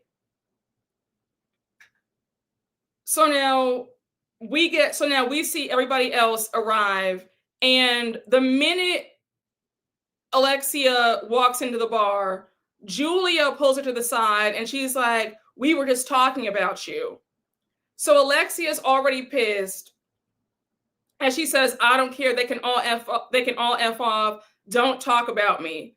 So now you have Adriana off to the side and she says, I don't know when Julia became Alexia's little bitch, but it's just really sad. She's so eager to run to mommy. So now Alexia informs everybody in the group that Lisa missed her flight. When she got to the airport, they had already closed the gate. She's in Madrid right now. Now, may I tell you, for me, I can't stand a late person, especially when it comes to the airport. I have pre-check, I have clear, and I am still at the airport 2 or 3 hours in advance. If it's an international flight, I'm at the airport 4 or 5 hours in advance. Like, I don't know how people, I don't like to rush. I think that rushing messes up your nervous system. I like to take my time. I like to enjoy the food and the drinks at the lounges. If I want to go to one of the restaurants in the airport, I want to buy magazines. I like to take my time. I like to enjoy myself at the airport. So I like to be there hours in advance. I'm not rushing. So the fact that Lisa thinks that it makes sense to get to an international flight within 30 minutes before they close the gate, like, are you dumb? I don't understand why she's always so late. It's annoying. Lisa has a staff. She's a housekeeper. She's an assistant. So I don't know why are you so late? Like, what is going on? She has such poor time management. It's weird. Yeah, I'm ready. Yes, I don't like rushing. I do not like. Nope. I like to take my time. Absolutely not. I can't stand the fact that she really I just can't stand the fact that she's always late. It's like it's crazy. So now Larsa says that if she had bet on Lisa missing her flight, she would have made $1 million. So now we see Julia walk with the other group to give them their hotel room keys. And Stephanie is pissed because she heard Julia go over to Alexia and say they were talking about her. So Stephanie says to Larsa, what is Julia doing? We haven't been off of my plane for 2 hours, and this is how she repays me. She doesn't let me have the conversation with Alexia. She goes and gossips to Alexia. Now, Stephanie, I get why you're upset. Like, absolutely. I will say I would be pissed too. I did invite you on my plane. You took, the fact that Julia took Stephanie's bed on the plane, and now she's going to run and start some trouble when Alexia comes in. Like, I would be pissed too. So yes, although Stephanie works my last good nerve, I was here for her being annoyed with what Julia did, because Julia was messy for that. Like, why would you do that? I'm so glad that Stephanie called her out. You said time blindness is a real symptom. Let me say this respectfully. I don't know how I feel about that, because if you tell somebody that, Beyonce was waiting for you at 5 a.m. and if you were a minute late, she would leave, people would be on time. Like, people know how to be on time for what matters to them. In my humble opinion, people, I feel like, make excuses, or I have this or I have that. I feel like it's an excuse, because if somebody said, I have $1 million, meet me here at 2 a.m. or meet me here at 11 p.m. or 2 p.m., you'd be there at 1:15. You know what I'm saying? So I feel like people make time for what they want to make time for, in my opinion. Just saying. Because if somebody said, I'll give you, think about something that you really want. If somebody said, I'll give you a brand new house if you meet me here at 2:45, you'd be able to do it. In my opinion, I think that that's BS, because you will see people bright and early for a concert. Let's talk about it. People who are always late, but let Beyonce roll into town, and they're at, Beyonce gets on stage at 8 p.m. and people are at the stadium at 2 p.m. to get merch, so I don't want to hear that about people have time blindness or whatever, because people make time and people can be on time for what matters to them. Just saying. If somebody said that the man of your dreams is going to be here at 3 p.m., all you got to do is be here on time and you'll meet him and ride off into the sunset. You'd be there at 1. You know what I'm saying? Like, I'm just saying. If somebody said, you know, Neiman Marcus, Saks will let you buy whatever you want, a shopping spree on them, but you have to be here between the hours of 1 and 2. You'd be there at 12:48. Like, you know what I'm saying? I'm just saying. Yeah, some would even sleep outside. Exactly. I'm just saying. You know, if Chanel said, you know, you can get a free bag or whatever, like you know, folks know how to be on time. Child. Hey, the perfume preppy. Thank you for the super chat. Stephanie better be careful. Masood's next wife will enjoy the jet too. How you get them is how you lose them. I agree. It's true. That's always how it happens. Hey, Ivan's Lyra. Thank you for the super chat. Brooke, congrats on your 6 years. Thank you. I had my life with you at the DirecTV party. Now, Stephanie is a Temu version of Dr. Nicole. She loves to brag. So tacky. Yeah, she's very tacky. Very. Hey, your agent, Kayla. Thank you for the super chat. The way Adriana watched Brokey, Julia, and refused to support her was theater. She was standing on an island alone and confused. Yes.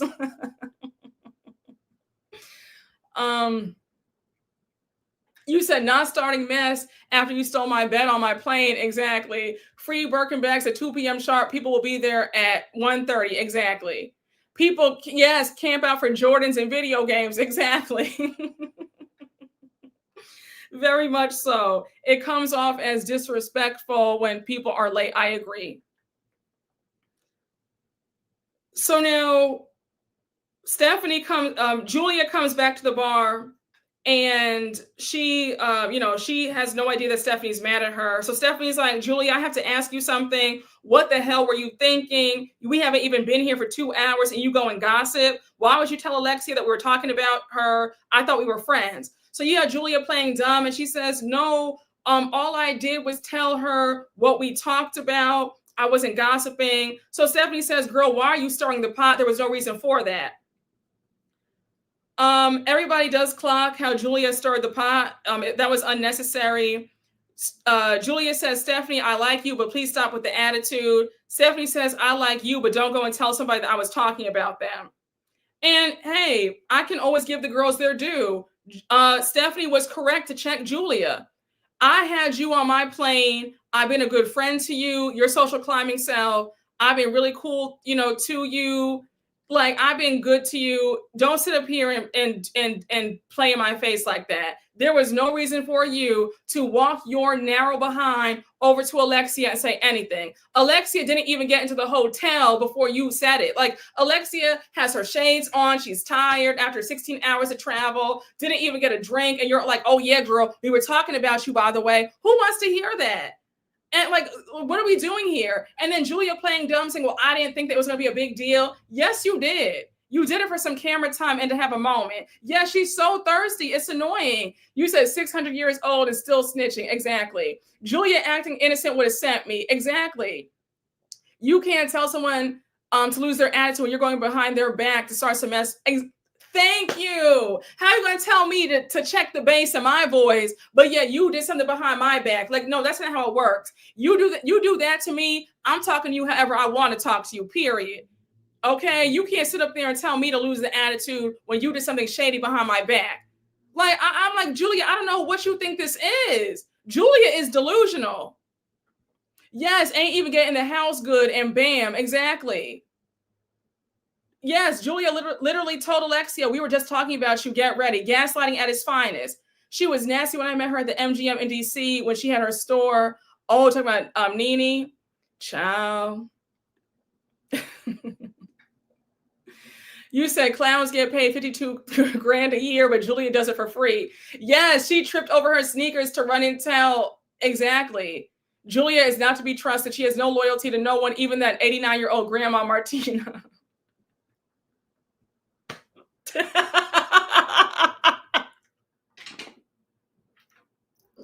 What is wrong with y'all today?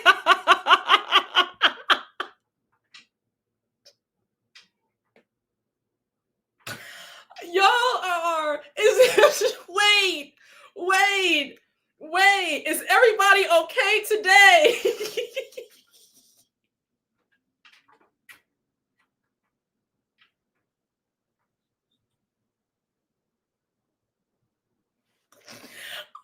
I might have to end this live and pick up tomorrow, y'all. I might have to end this live and just pick it on up tomorrow.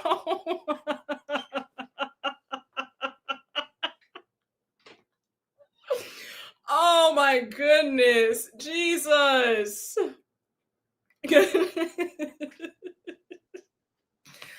Oh my, you said we had our Wheaties today. Goodness gracious. Oh my gosh. Okay, you know what? I'm not playing with y'all today. Goodness. So where are we? I keep losing place in my notes.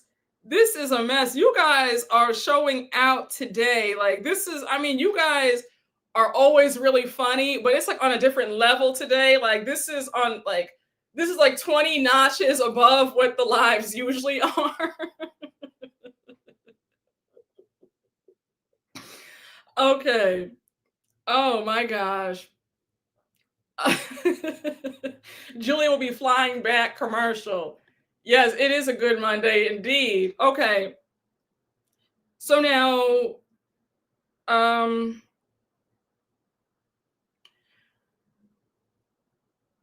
okay, so now they're getting dressed for dinner, and we have Larsa she's getting her, they're in glam. Larsa is getting glam with Stephanie, and she says that she keeps getting these weird calls. Some random guy keeps calling her saying that he has a crush on her. Stephanie's asking if she's dating anybody. She says maybe date a businessman, stay away from athletes. Then the stylists goes on to ask Larsa, if you had to choose, would you date a guy who was 75 or a 25-year-old, but they both have the same bank account? Who would you choose? So Stephanie's like, oh, Larsa's going for the 25-year-old. And Larsa's like, well, yeah, because I just can't go to bed at 8 p.m. like Stephanie does. Now, Stephanie, when you said, well, girl, sometimes me and Masood stay up all night. The other night, we went out till 9:30. I said, girl, Stephanie, if you don't stop acting like an old lady, like you are too young, so you say, to be like, I don't get it. You live in Miami of all places. Like Miami, you don't go to a restaurant to eat until 9:30. I don't know why Stephanie acts like such an old lady. I really don't. I don't get it. I don't get it. I just don't get it. They stay up late in Spain. They don't play about nightlife over there. Exactly. You said not so you say. You said Stephanie is not tea at all. Listen, the slick so you say. Oh, Stephanie wants to keep her man so bad. I guess that's what it has to be. I guess that's what it is, because I just don't get it. You like Stephanie for the show? I mean, Stephanie's not a horrible addition. I guess it's just her personality is a bit dry, but she's not horrible. Her husband is 66, I believe. When you have an old husband, they suck the life out of you, you start acting like them. Yeah, that's what it's giving. It's giving that he's sucking her life force out.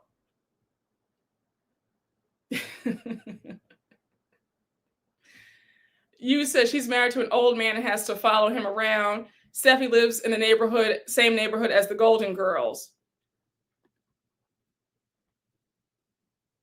You said Stephanie acts like the same old lady that puts apple pies in the window to cool down. Oh my goodness, y'all are too funny.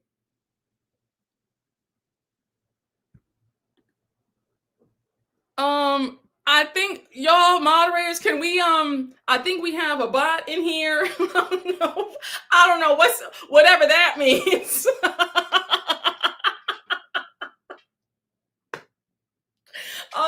Moderators, please. I think we have a bot.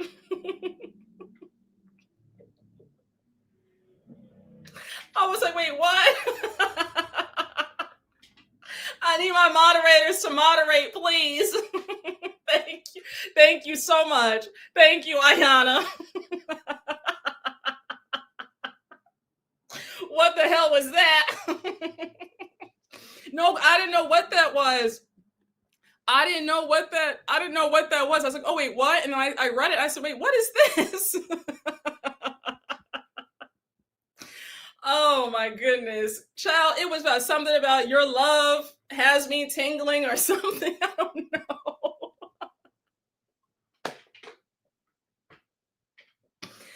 Okay. So, Stephanie says that she wants to hook up Larsa with the guy. She says that Larsa has very strict requirements. Larsa says that she would be open to somebody that Stephanie has. Stephanie says a man in finance, an investor, maybe a builder. Larsa says, let's not get carried away. I don't know why. I mean, those are great jobs, Larsa. I don't know why you'd be opposed to that. I don't know why she said, let's not get carried away about that. Now we have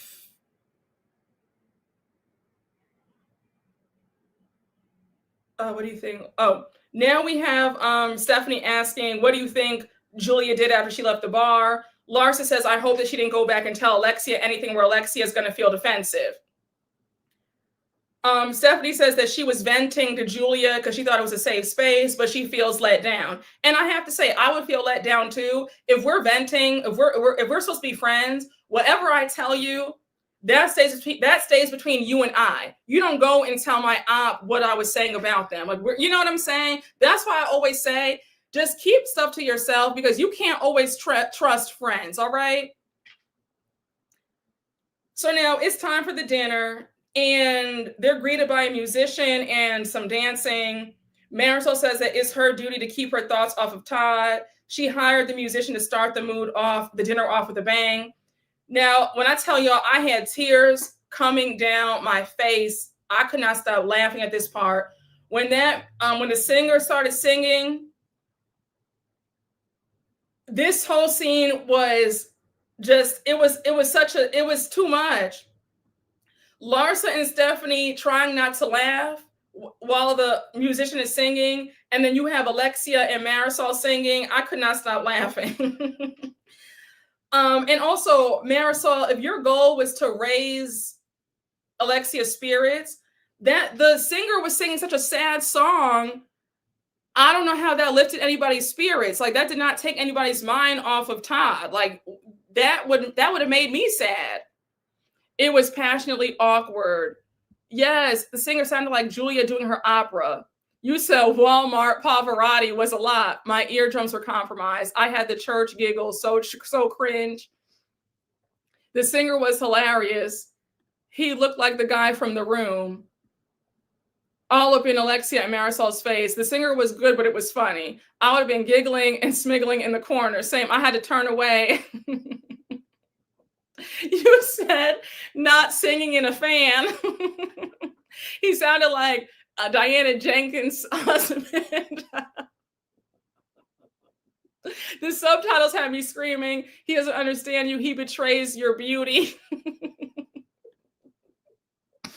Oh my gosh. You said you were in tears. So now you said his breath was hot. Jesus. I would have had to excuse myself. Same. So now that's over and done with. And now they all start clapping. So like the food comes out. The food looked good. They had tuna tartare with caviar. I love tuna tartare. Oh my gosh, I will devour tuna tartare anytime it's in front of me. Just chef's kiss. So good. But yeah, that food, I need to go. That food looked phenomenal. So now Julia says, welcome to Seville. We all have different reasons to be here. Alexia, we want to make it special for you. Alexia says, my friends are my family. And the only reason why I'm still standing, we always come together to support each other. And now Kiki says, except one person. Where is Lisa right now? Where is she? So now Alexia says, well, Lisa's on a train right now. Alexia says that she had to go from Miami to London, London to Madrid, and now she's on a train to Seville. Lisa, let this be a lesson to get to the airport on time. The fact that you had to stop in London and then Madrid and now you take a train somewhere, I'm like, this is ridiculous. Like, I don't, like, why is it so hard to be on time? It's like, girl, my God, like, what is going on? So Lisa's fault for being late. I agree. So now you have, oh, so they're all saying that, I don't think, like, I can't believe that Lisa's on a train. Adriana says that she's paying a price for her actions, always being late. And now Stephanie announces tomorrow's plans. They're going to a flamenco dress shop tomorrow, and she's excited. And they all have appointments to go and get fitted for dresses. So now somebody goes on to ask, what do we do if Lisa still isn't here? And Marisol says, well, we'll give her the last dress appointment to ensure that she'll be, on time. So now Larsa says, well, I think that it's disrespectful and rude that she's always late. And everybody agrees. And I agree too. It is rude. Marisol says it feels like a diss to the group, like we're not important. And Julia says that Lisa acts like she doesn't give an ish. And I agree. She says, when you're late for your friends who work so hard to organize the trip, it's a slap in the face. A simple message would be the right thing to do. She has all of our numbers and she feels like we're not important enough. So now Larsa says, well, enough about Lisa, but we all had the best time on Stephanie's plane. We danced, we drank. Stephanie did feel bad that she had to split the group up. And Marisol goes on to ask if there was any weird energy on the plane. So Alexia says, Julia came up to me saying that you guys were talking about me. And Larsa says, no, it wasn't a weird vibe. Stephanie was saying that she wants to get to know you, Alexia, but not in a mean-spirited way. So Alexia says, Stephanie, I feel like you spent all this time getting to know everybody else except for me. You judged me day one. So now Stephanie says, no, that's not true.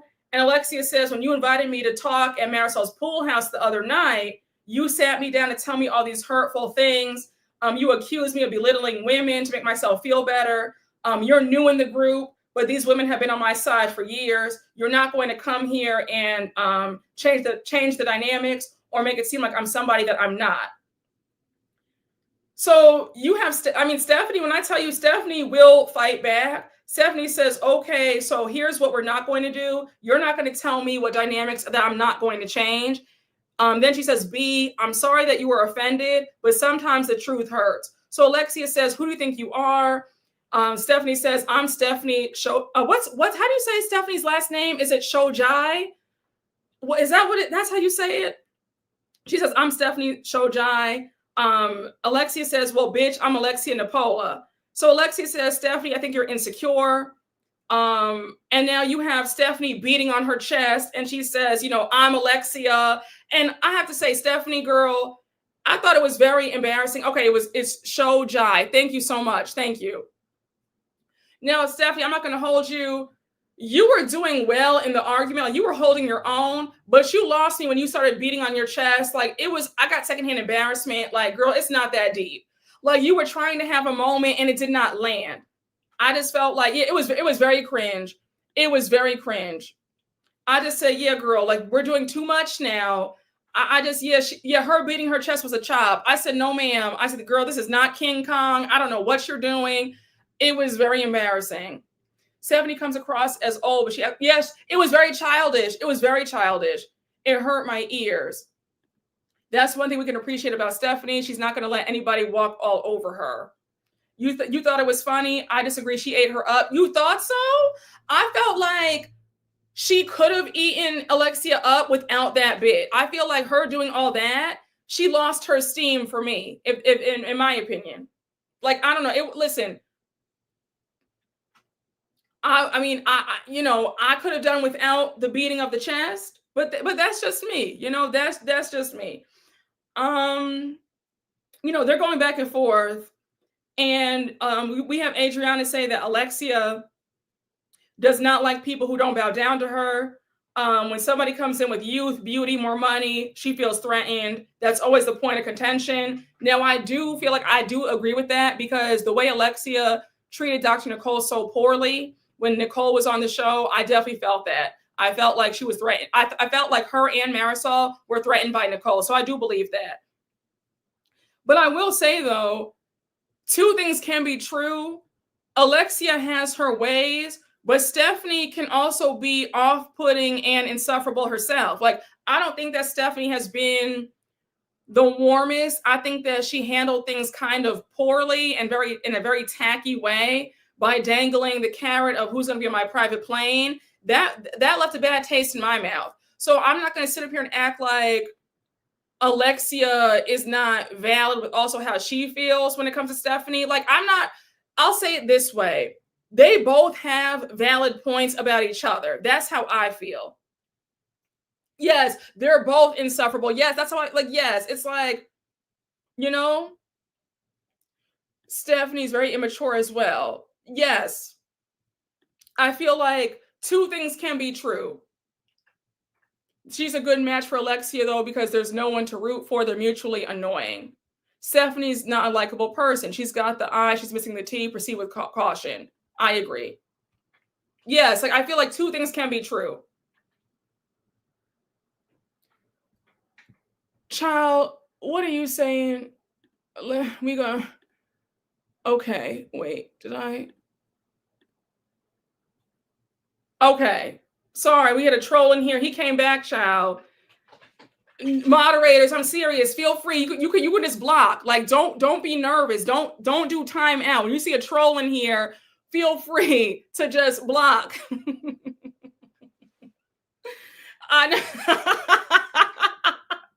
Child, I don't know who he thought he was talking to, but it wasn't me. No, seriously, y'all. If you see a nut in here, block the nut. Don't. Okay. You said not Julia's goats coming through. Child, you didn't miss anything. You missed a weirdo who slipped through the cracks. Next time, block them. You have the power. Just block them. Don't be afraid. Block them. Okay, yes, block the nut. The place where my mind went. Yes, honey, if you see something, say something. Yes. Y'all, this live is crazy. You said that was Julia. You said I missed it too. I went for my chicken. I'm screaming. Okay. Alexia does say that you think you can buy people with all your riches. Stephanie's like, well, did I buy you? So Kiki said, well, shoot, like buy me an Hermes. Kiki had me screaming. She says, girl, I'm on nobody's side. They're both doing too much. I don't care. We're in Spain. God bless. So now Alexia says, Stephanie, you were dangling the carrot of who's going to ride in your private jet. And she's right about that. Gertie says, we've been in Spain for only a few hours and it's already on and popping. So Stephanie says, I'll be the bigger person. She says, Alexia, I genuinely like you, but I was rubbed the wrong way initially when I met you. So Alexia says, I was rubbed the wrong way too. I'm glad that we're having a conversation. Stephanie says that I was offended when you called me a kiss ass. The only rude comment that I regret is when I called your husband, Todd, trash. She says, I'm on your team. I'm not on Todd's team. I'm not trying to do anything. I'm just trying to tell you that Todd sucks. So Alexia says, when you say things out of anger, it changes. And Stephanie says, you know what? It's my bad. I'll never bring up Todd again. So they make amends. They vow to have a great trip. Alexia says, I think that we'll make good friends. Stephanie says, I thought we were already friends. And now she says, let's just move on. I don't hold grudges. It's cool. So Alexia and Stephanie are finally good. I said, thank you, Jesus. I can't listen to them argue about nonsense another episode. So now the dinner's over and it's now 11:20 p.m. Marisol and Alexia are in their room and we see Lisa finally arrive. Her total travel time was 23 hours and 47 minutes. She says that It felt like weeks, but she's finally here. It was very long, very scary to travel alone. She says she was at one point when she was at the train station. Nobody spoke English. Nobody helped her. It was hard. So now Lisa goes to Alexia and Marisol's room, and they were both annoyed. Lisa's like, "Hey, girls, like, what's up?" Alexia says, "Girl, don't come in with all that. Don't come in with all that, girl. Like, we're not here for all that." So Marisol says, "We were worried about you." Alexia says, "We're happy that you made it, but what the hell happened to you?" Lisa says, "Oh, pish posh. We're in a beautiful place. That's all that matters." Marisol says it's typical Lisa. She wants to just blow things over and have some laughs. And Alexia says, "No, girl, what you did was rude and disrespectful to us." One thing that annoys me about Lisa has an extremely hard time owning up to anything. And the way she was trying to blow off Alexia and Marisol was infuriating. Maybe I took it the wrong way, but I feel like all you had to do was just tell everybody in the group chat that you had missed the flight, things were happening. I don't understand why that was so difficult. And then for you to just blow them off, they had genuine concerns. And for you to say, I don't want to talk about that, I'm not here for that right now. I was like, really? So Alexia says it's narcissism, no ownership, it's so rude. So Lisa says, "I don't want to do this. I came here to your room to say hi to you." So Marisol says, "Let us help you because everybody's angry at you." So Lisa says, "I have my reasons, and that's that." So Alexia says, "Why don't you just tell us that?" Lisa says, "Alexia, I can't." So Alexia calls her out and says, "You have a history of doing this, and the girls think that you are very rude." So Marisol says, "You are always late, Lisa." So Lisa says, "Sue me. I didn't hurt anybody. They only had dinner at the hotel. Who cares? F them. I'm dealing with the lie.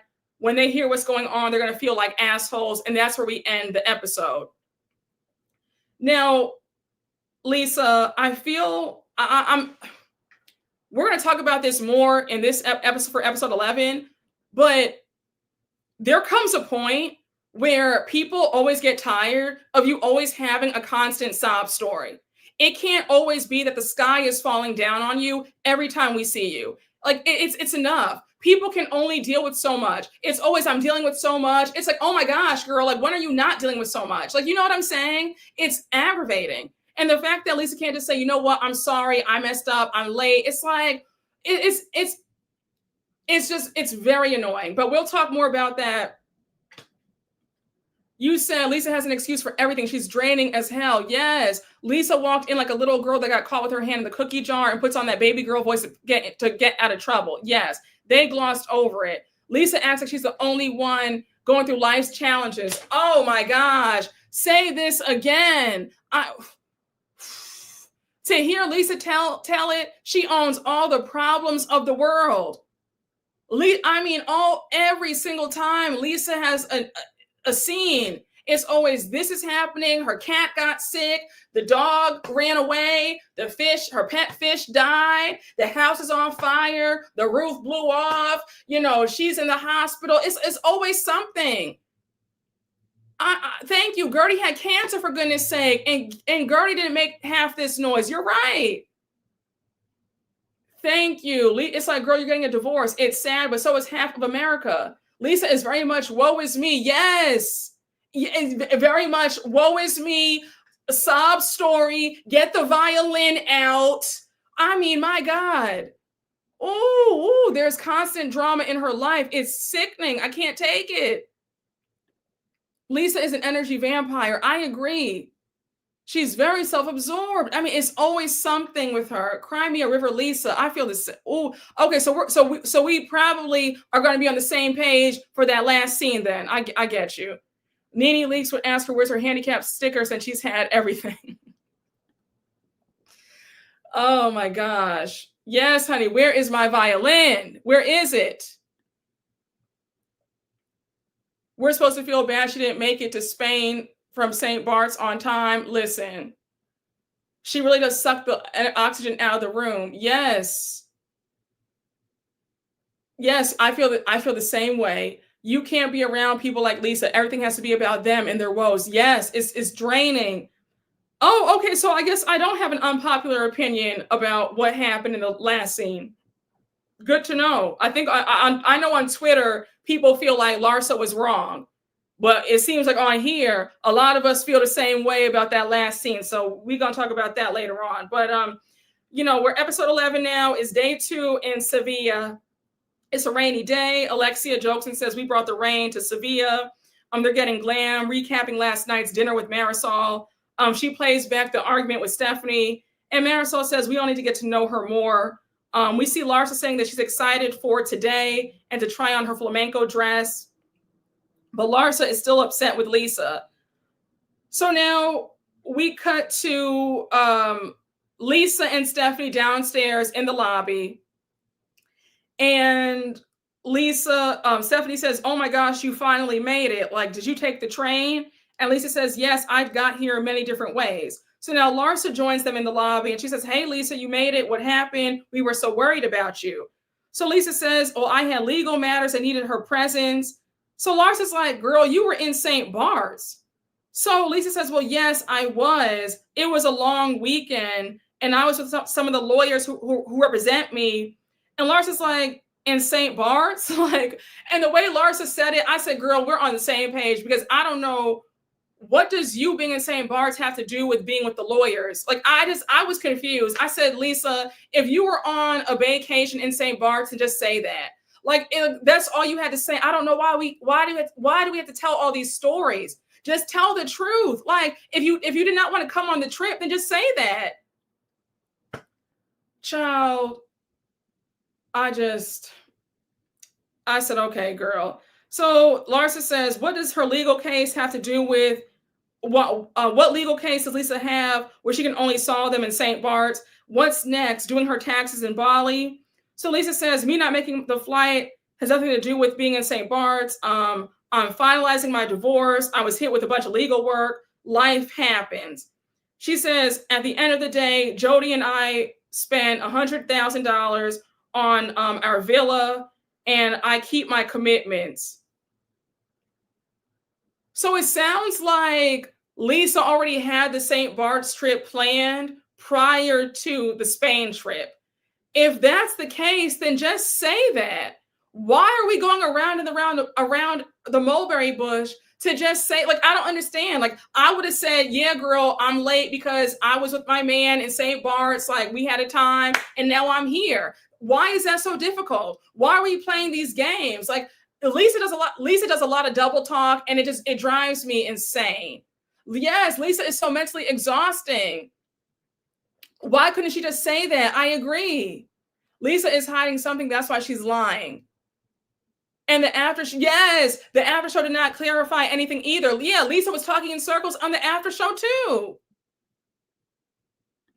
Sounds like an offshore account. Ooh. Lisa's starting to get on my nerves, but I still like her annoying ass. Yeah, I thought the whole thing was weird. I mean, I would just say, I was in St. Bart's and I'm here now. That's all it is. All these mental gymnastics for what?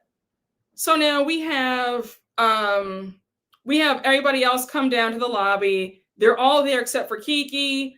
Julia says we're going to split up into 2 groups today for the dress shopping. So we see Lisa, Adriana, Stephanie, Marisol, and Larsa. They're group 1. They're going to the dress shop first, and then everybody else, Julia, Gertie, Alexia, and Kiki, are going to the food market.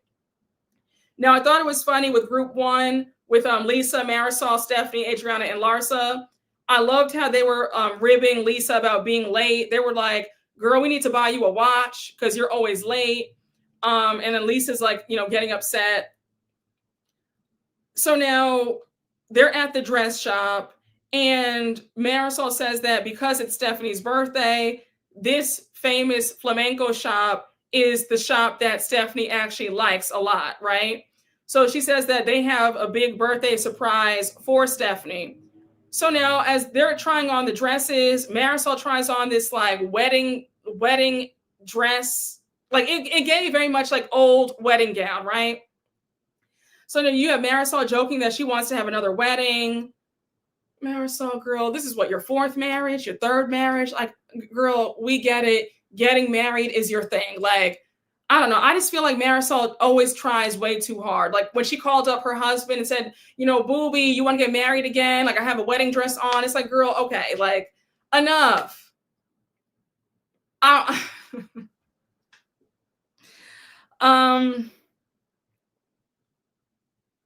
so now Lisa says, I heard that there was some drama at last night's dinner. Larsa says, Stephanie and Alexia did get loud. And Stephanie says, we hashed it out, but I was taken aback by the whole thing. When we finished arguing, Marisol was egging Alexia on. I thought that was mean. Because we see Marisol, we see a flashback, and Marisol says that Alexia buried Stephanie in that argument. So Stephanie says, she did not bury me. We did not bury each other. It was an argument. So now Stephanie says, I'm happy that we get this moment alone with you, Marisol. I feel like you're a different person when she's not around. You don't want to be your friend's stepping stool. So pretty much Stephanie says that, whatever Alexia says, Marisol hops on. But then when Alexia is not there, Marisol says something different. So Marisol, one thing about it, she hates to be challenged about her friendship with Alexia. She hates being told that she's Alexia's flunky. So she was not trying to hear that. She's like, okay, girl, like enough with that. But it is true. Marisol, you give Alexia's lapdog. That is the truth. And you can feel however you want to feel about it, but like it's true. Marisol is Alexia's Robin for sure. Yes. Marisol, baby, you're 65. Yes. Marisol was not trying to hear it, love it or hate it. She's going down with the ship, aka Alexia. Yes, she's her shadow, another lapdog. Marisol hates to be challenged by anything and everybody. She irks me. Same here. You said a drunk lapdog. My God. So now we cut to group 2 at the food market. You have them ordering some drinks and some oysters. You have Alexia saying the Spanish word for oyster is a euphemism for vulva. She says Spanish loves to relate their words to sex. And then she makes a joke saying that, of course, Julia loves oysters because she likes vulvas. I was screaming at that. So now they make Kiki try oysters. She spits it out. Kiki says normally she's such a good swallower. And now you have Alexia saying that this is the Kiki that I like to see, happy and fun. And then she notes that Kiki has been a bit distant on this trip and she's worried about her. So Alexia goes on to ask Kiki, like, what's going on? You don't seem like yourself. And Kiki says that I'm getting back into the groove. This storm has passed. And so she says that she's scared. So now Gertie's like, Kiki, whatever you want to share, feel free to share. So we find out from Kiki that because of, President Joe Biden, he had made it easier for people in Haiti or Mexico or Guatemala to come to America. You don't have to go through the whole process. She was able to bring some family members to America, to the States. And so she said she brought over 5 cousins who had no hope. So she says, but you know how it is. Once you bring one over, then it's like, what about me for everybody else? So she says that you have to be able to support them. So because of the family members who she couldn't help out, they're still in Haiti, they were sending her death threats. So she starts crying. And did anybody notice that all throughout this conversation, when Kiki was telling her story, Julia was so stone-faced? Like, I was waiting for Julia to say, I'm so sorry to hear that. Like, Julia just sat there with no reaction at all. I was like, well, damn, like, my God, this woman is pouring her heart out, crying, and you can't offer a word of comfort? My God. Yeah, Julia was not interested. Yes, she wasn't. Gertie was so supportive of Kiki. Yeah, she was. She was cold. Julia did not give a damn. Julia zoned out. Child, she sat there looking like Gumby. Oh my God. You guys have me screaming. She does not care about Black women. She never has any emotion though. Julia has a heart of stone. The lack of empathy was awful. Child. Julia, yup. Julia, damn, y'all have, wow. You said Julia was sitting there thinking about her next facelift. Yes, Julia sucks as a person. She's only interested in the mess. Yes, especially somebody with her background. Exactly. Yeah, she was very cold. I felt bad for Kiki. She says there's only so much you can do. You can't help everybody. She says my family looks at me like she's famous, she's a model, she's so rich, she can bring the whole Haiti to America. Gertie says I have a love-hate relationship with that country.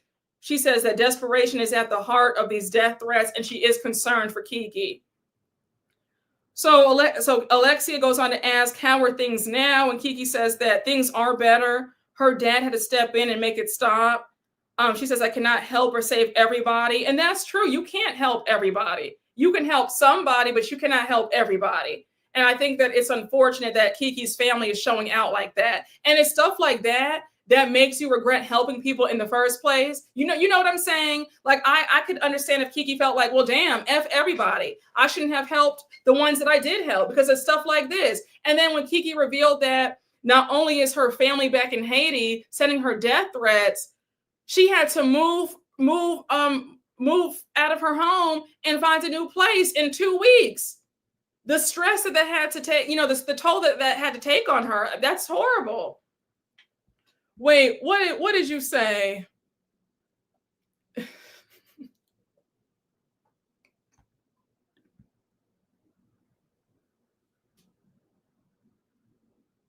Y'all need a time out today. Wait, why is that song playing in my head too?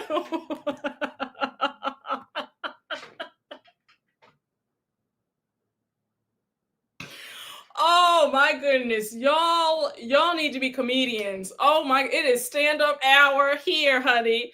Y'all have me screaming. This live is going in the top 3. This live is top 2, and she's not 2. Y'all have showed out today. Y'all have showed out something terrible today.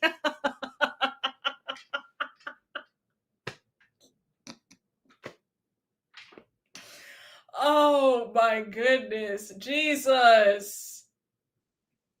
You said she will sing it in her operatic voice.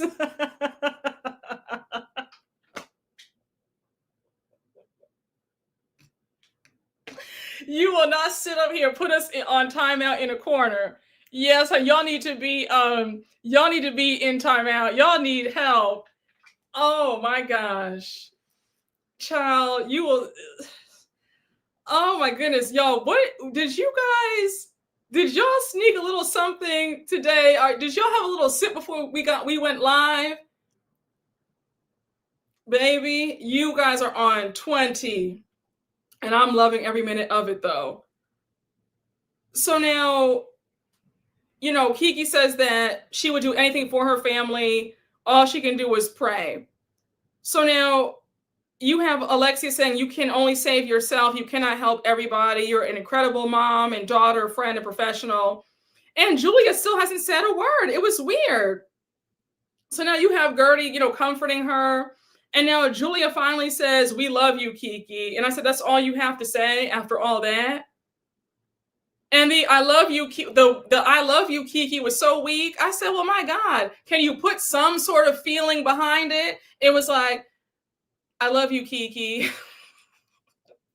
I said, girl, can you rev it up a little bit? Give us something. My goodness, this dry monotone. Yeah, Kiki, we love you. I said, girl, you could have kept that.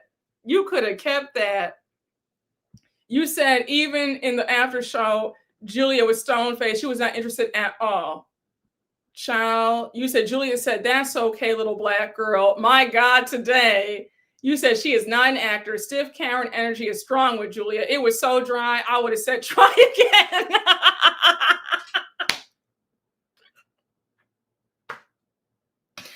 Oh my gosh. She was trying to remember Kiki's name.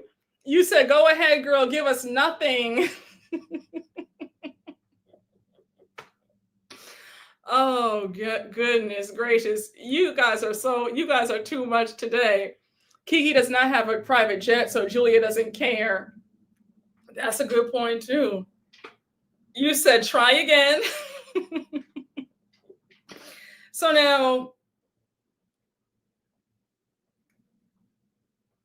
okay, where were we with my notes? Okay, so now they get up, take a picture. And so they take a group picture. So now Julia says, "Oh, Gertie, are you going to post this picture on Instagram because you unfollowed me on Instagram?" So now Gertie starts laughing and she gives her a hug. And I said, "Julia, Gertie unfollowed you because you assaulted her. What aren't we understanding? You don't have any right to question somebody unfollowing you when you assaulted them. Period. I wish you would do that to me and fix your mouth to say, you unfollowed me. I sure did. And I'm never gonna follow you back again. And you're blocked for life. I wish you would try to question me about me unfollowing you." I said, yes, Julia is unreal. I just said, I was shocked. I was shocked that she had the nerve to press Gertie about how she unfollowed her. Okay. So now we cut right back over to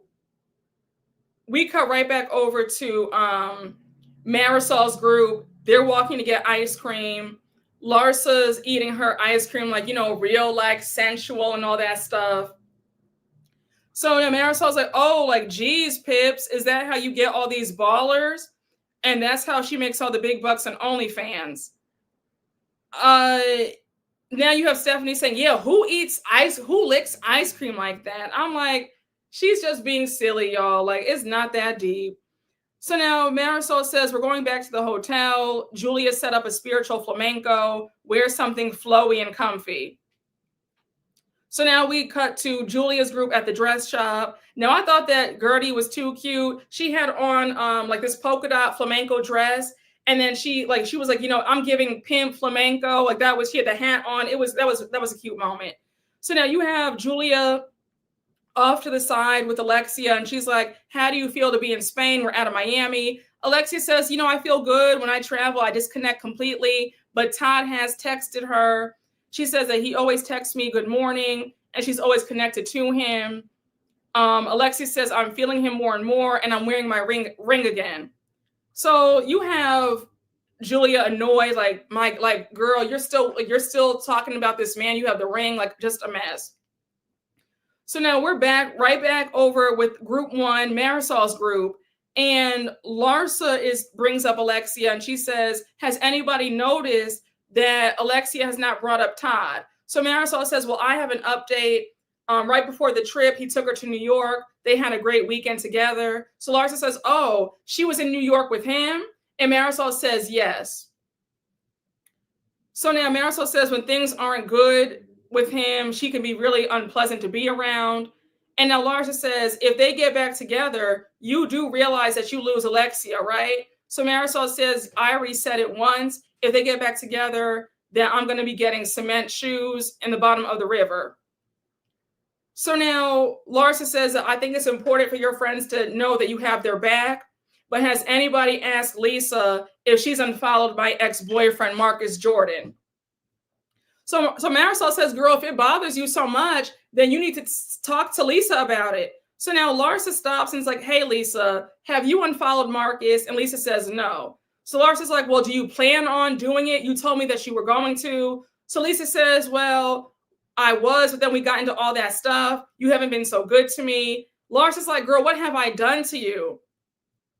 So Lisa's like, "I don't want to do this in the street. I need to collect my thoughts." Larsa says, "Girl, you told me that you're going to unfollow him." And Lisa's like, "Well, this is before we got into our argument." So Larsa says, "Well, that's fair because I don't think I want to be friends with somebody if you don't do it." So Larsa's like, "Girl, who are you? I don't even know who you are anymore." And Lisa's like, "I don't understand." So Marisol says, "Lisa, just unfollow him." So Larsa says, if my friend and her boyfriend broke up, I'd have no issue unfollowing him. If my grandmother broke up with my grandfather, I'm unfollowing my grandfather. I'm always going to side with the woman. Then she tells Lisa, you were not missed yesterday. Lisa's like, leave me alone. I'm going to continue to follow Marcus. Now, let me just stop for 1 minute. Larsa, I get that you're annoyed, right? That your friend still follows your ex-boyfriend. Like, that is kind of weird. Like, what is the point? But let's not forget the reason why you fell out with the Kardashians is because you were still talking to Kanye when they were going through their divorce. Like, let's not forget that. Kanye was calling you up at 3 a.m. And that's why Kim got mad at you. That's why she kicked you out of the group. That's why you guys are no longer friends. So I'm like, you have to remember that you also did the same thing to Kim Kardashian. You know, like, I'm just saying, like, I'm just like, let's just be fair. You know, like, girl, like I'm just like, if we're going to be fair, and if Lisa were smart, she would have brought that up. So not too much about how, you know, you're going to always side with the woman and you're going to follow your friend's ex immediately, because you didn't do that with Kim and Kanye. Just saying. Now, on another note, I feel like, Lisa, you met Marcus Jordan through Larsa. Y'all are not friends like that.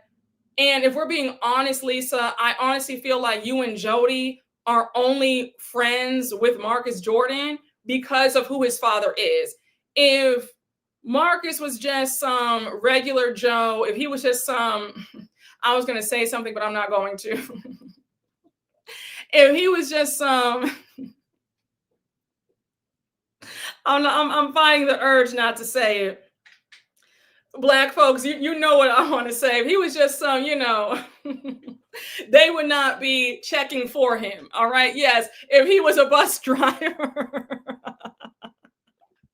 You know what I'm saying? Yes. If he was some regular, you know what I'm saying?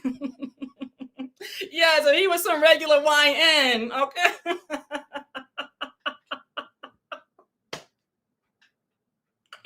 You know what I'm saying? He was some regular, you know.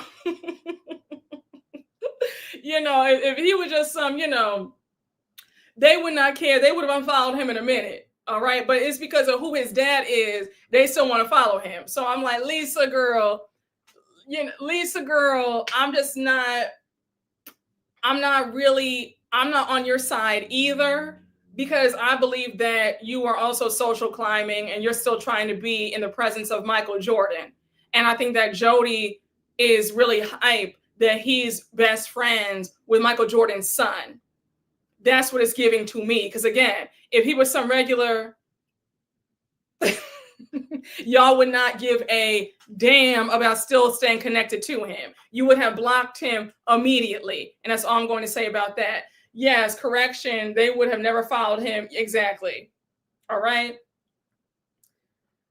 So I'm like, Lisa, it's not going to hurt you to just unfollow him. And if I remember, like, I'm confused about, well, you know, we got into all this stuff. If my memory serves me correctly, you and Larsa had a sit-down lunch in episode 6, I believe, and you guys straightened everything out, right? I thought you guys were good, unless I missed something. I thought that you guys have been good for a while. So I'm kind of surprised that you're saying, well, no, we got into stuff and that's why. I'm like, no, but you and Larsa both apologized to each other and you guys have not gotten into anything since then. So again, it's giving me excuses, because I'm just saying. You said these women are too old for this conversation. I just can't believe that this follow has caused this much discourse. Lisa was so rude at the lunch, though. Yeah, she was, but I do remember at the end, they did apologize and they hugged it out. No? Yes? They were good as per what we saw on camera. Yeah, that's what I thought. I thought they had resolved all their issues. You said Marcus is supplying Jody with all the with that AC. Oh, okay. Got it. But I do think that Larsa has to realize that you're not going to convince anybody to unfollow your ex when you talk to them the way you're talking to them. I think that if you need, if you want to get your way with people, you need to talk to them in a better way. Barking at somebody is going to make them only stand 10 toes down in it and not want to acquiesce to what you have going on. Just saying. But I'm going to be honest with you. I don't have a dog in this fight, and I really don't care that much about who follows or unfollows who. Like, I'm so over this whole Lisa and Larsa argument in the first place.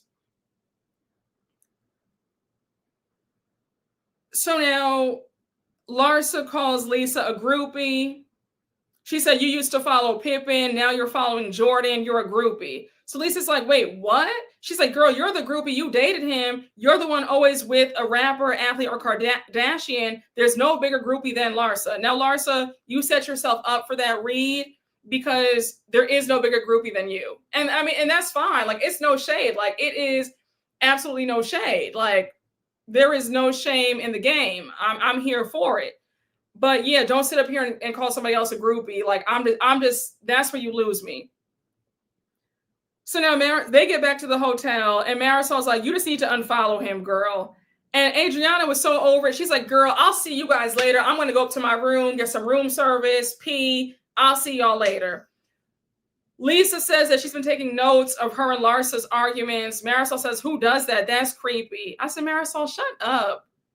Sometimes it's good to write down the arguments between you and people, so that way you can say, no, you said this on this day at this time. Like, no, I'm here for it.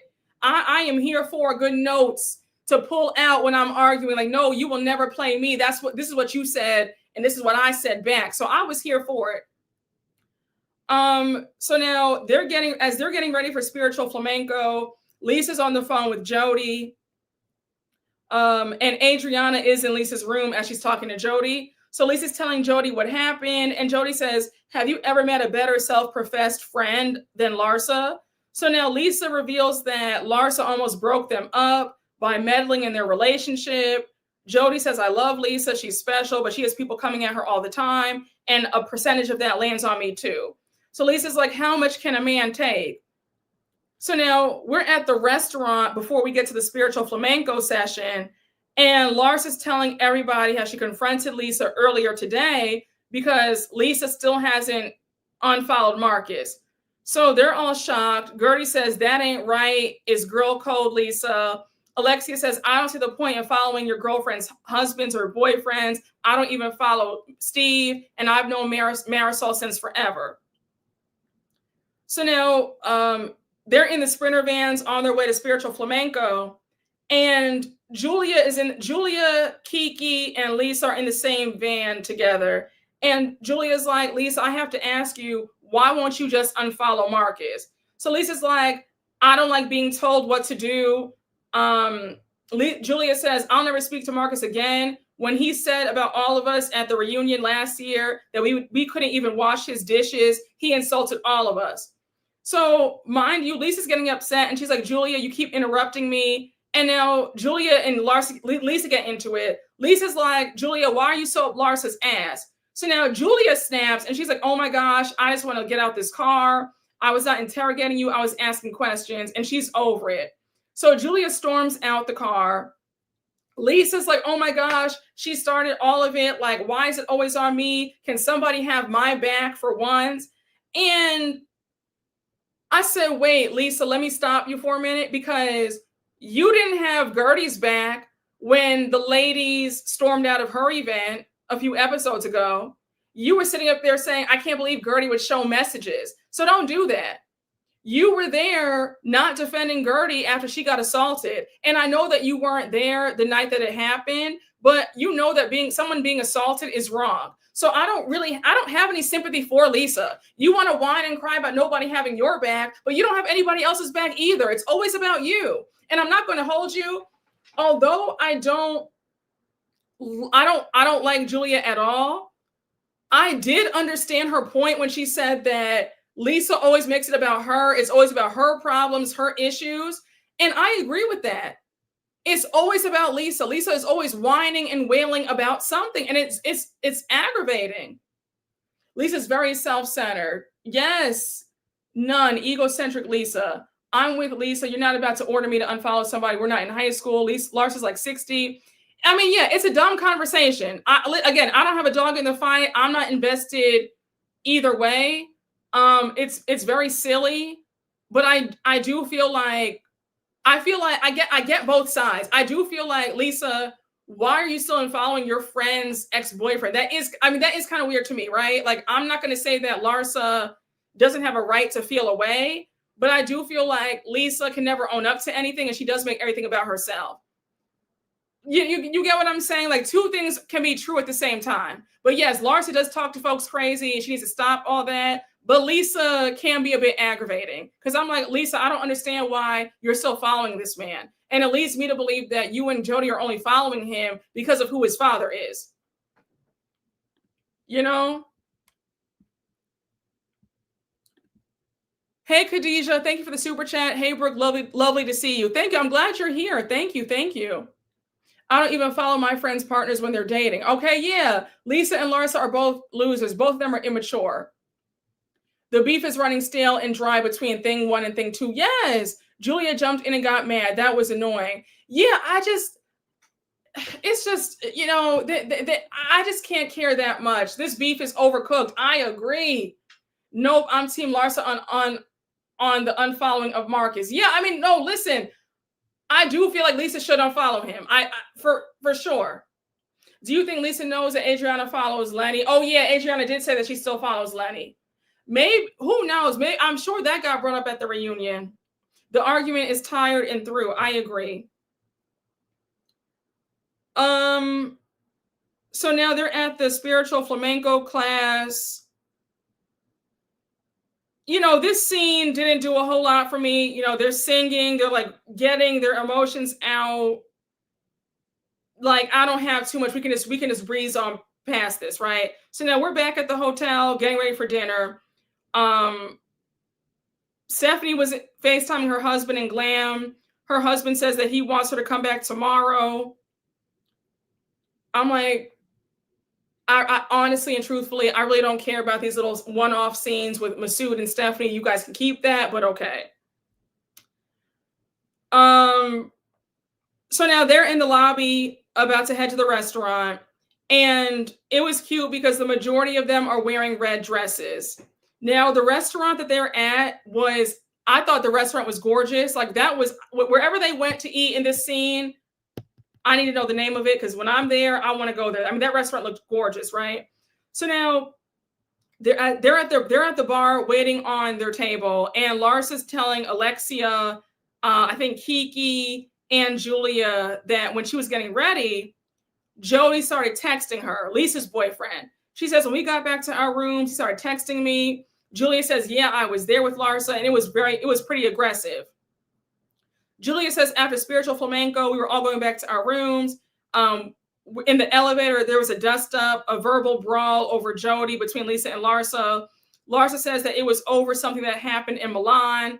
And Lisa says, I said, calm down. And then I walked out the elevator.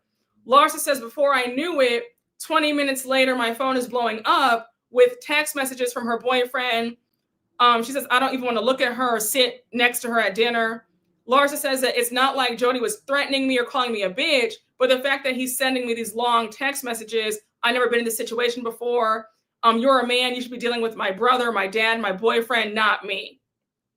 Now, Lisa, your boyfriend texting your friends all these long messages, that's gonna always be a bad look. I don't know what possessed Jody to do that. It's like, what are we doing here? And again, this beef is just so tired. Jody was dead wrong to be getting into it with Larsa. Yeah, very much so. Jody was out of line. Yeah, it's just like, what do we do? Like, sir, what are we doing? So now So now so Larsa says that she's shaken by this whole situation. And now they're at the table and Marisol gets up to make a speech about everybody getting along except for Lisa and Larsa. So she says, I love you guys. That's all I have to say. And now Lisa's phone starts ringing like up a storm, right? So Lisa's like, wait, what? Oh no, I need to answer my notary. I have to sign an affidavit and I have to sign it within the hour. So mind you, it's like what? It's 8 p.m. I think what time was it? 8 or 9 p.m. there, and it's 2 a.m. in Miami. So she's like, I don't know any notaries I can call right now.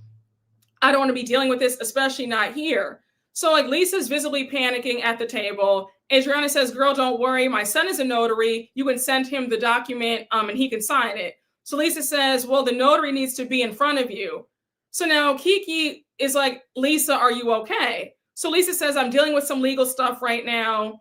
I have to deal with this now. I'm trying to get out of a trial. Otherwise, I have to leave a day early and spend a lot of money on this trial.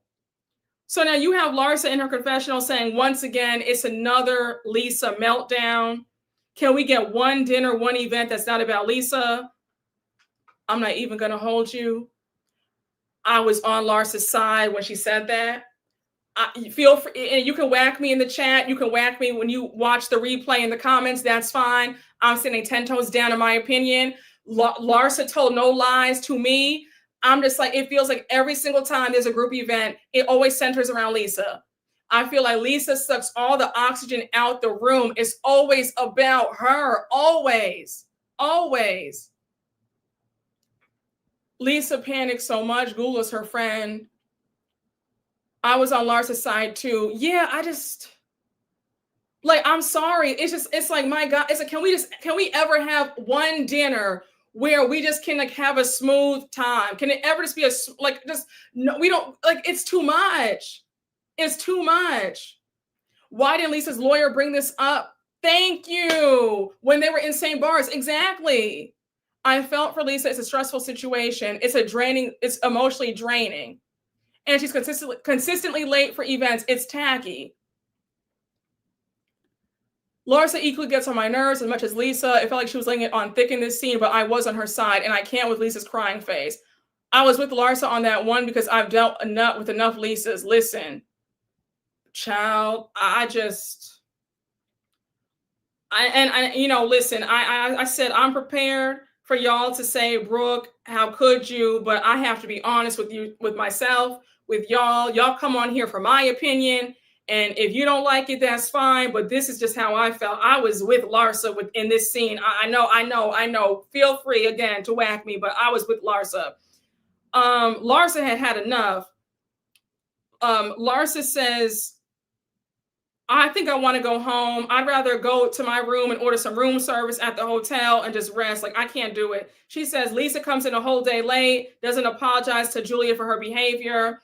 I couldn't even ask her about the whole Marcus thing. She plays victim all day. I want to remove myself from the toxicity. I want off this ride. So mind you, Lisa had gone from the table to, I guess, take a call. So when she comes back, Larsa is like going off. So Lisa's like, wait, what? So Larsa says, I'm removing myself from your life. I don't want any more arguing with you. You came in late. Everybody at this table said that you're not the greatest friend. You never call people back. You don't reply to text messages. Now, Gertie had me screaming. Gertie said, now, sis, all that extra stuff isn't needed. Just talk about how you feel. Don't speak for the group. I said, clock it. Gertie said, baby, we're not involved in this. Don't speak for us. And I don't like a spokesperson either. When you're talking about your issues with somebody, talk about your issues with that person. Don't bring us into it either, saying, oh, yeah, girl, they all feel that way too. No. How do you feel about this person? Don't tell me how the group, no, tell me how you feel. If they feel that way too, they can open up their mouths and tell me how they feel. But don't speak for me. Let me tell the person how I feel about them. You know what I'm saying? They were both being overly dramatic. Yes, I don't like when Larsa does that. Speak for yourself. I agree. Larsa loves to drag everybody into her mess. Yes, don't include me in your mess, honey. Yeah, I did not like how Larsa did that. I said, yep. Gertie said, speak for thee and not for we. Exactly. So now Larsa says, I'm just saying, Larsa says, I'm just saying, it's like this trip has gone from we're having a good time to it being shitty. I don't want any part of it. You don't have to worry about unfollowing anybody. I'm going to remove myself from your life. So Lisa is stunned. So now Larsa gets up to go. So Larsa's like, girl, she ruined the entire weekend from the time she came in. I said, damn, Larsa. I said, my God. I said, like, Larsa really went in. Larsa says, girl, I'm too good for this. Like, I just can't be around her. I can't be around this. Like, I'm going. So Larsa walks off. Lisa starts crying. Lisa's like, I was minding my business. Larsa says, I don't want to be a part of this toxicity. She wants it. She can have it. So now you have Lisa sobbing at the table. She's like, I'm not equipped for all this. So now we have Kiki, Stephanie, and Marisol. They walk over to see how Larsa's doing. They're like, Larsa, just stay. Don't leave. So Larsa's like, girl, you have her boyfriend texting me. And you have her boyfriend texting me. So now Marisol is like, Larsa, just come and sit back down. So now Marisol goes on to say, Lisa's going through some stuff. And now, mind you, you have Marisol saying, wait, Jody texted you? And Larsa says, yes, he texted me. So now Kiki comes back to the table and she's like, Lisa, did you know that Jody was texting Larsa? So Lisa's like, I didn't know that. I had no idea. How was I supposed to know?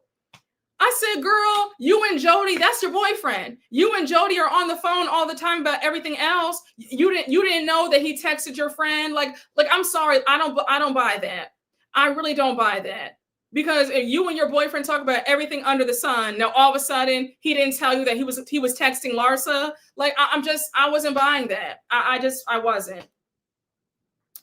So now Larsa says that she blocked Jody. Stephanie says this isn't fair to Larsa. So now Larsa is showing everybody the text messages. Gertie is shocked. And now we see a to be continued flash on our screens.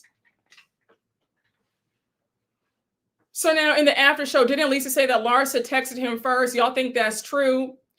I don't think that's true. I mean, hopefully this was settled at the reunion. I will say this. Lisa went from, I had no idea that this even happened, to now Larsa texted him first. If you didn't know what was happening, then how do you know who texted who first? You know what I'm saying? And I don't believe that Larsa would reach out to Jody first anyway. She can't stand Jody. So I don't see her reaching out to him. I think that Jody did reach out to her first. I'm sure he was going to text her, and Lisa Price didn't say anything. Yes. They are both annoying and two sides of the same coin. Somebody is lying. Jody was on that AC again. If she's actively going through stuff, then one can't say she's making stuff about her. When you're going through a divorce, especially with someone who wants you to have nothing, it becomes a lot. I understand that, and I'm sympathetic and empathetic to that. But you can't suck the air out the room and act like your problems dominate the group. We've had a woman on here who had cancer, and she barely got to speak about her cancer journey because nobody cared. You know what I'm saying? It becomes a lot when your problems are always center stage. You know what I'm saying? It's like if somebody's achievements are always center stage and they never celebrate anybody else. It's two sides of the same coin. You can't always be the topic of conversation. And Lisa has this woe is me, I'm always having a sob story. Yes, it is sad that she's going through a testy divorce with a horrible man, but so are a lot of women. There are a lot of women going through the same thing. You know what I'm saying? Lisa has that attitude similar to Kyle Richards, where she feels like her problems dominate the group, that her problems take center stage, and she's the only one in the world who's ever had a bad day. You know what I'm saying? It would be like, I don't know. Lisa always makes it about her. It's true. Lisa's problems are always front stage. I just feel like there's a way to express that you're going through something without making it seem like your problems and issues are the only ones that matter. And think about, when Kiki was trying to tell her story last season, and Lisa was dominating the whole season with her divorce. And when Kiki snapped for good reason. When Kiki snapped at Lisa last season, that was definitely for good reason. You cannot make it all about you. It just can't be all about you all the time. Lisa has a bad habit with that. And I hope that she realizes I hope that she really gets that in check. I really hope it's a bad look. It's not fun to be around. I've known a lot of Lisas. A lot of former friends have been Lisas. It was always about them. What their issues dominated everybody's. You could be going through something or whatever. Their achievements dominated they could never praise you or compliment you. They could also never comfort you when you needed comfort. You know what I'm saying? Lisa needs to see many ladies. Exactly. Yeah. Yes, Lisa's is all Lisa has are her problems, honestly. Yes. It's draining.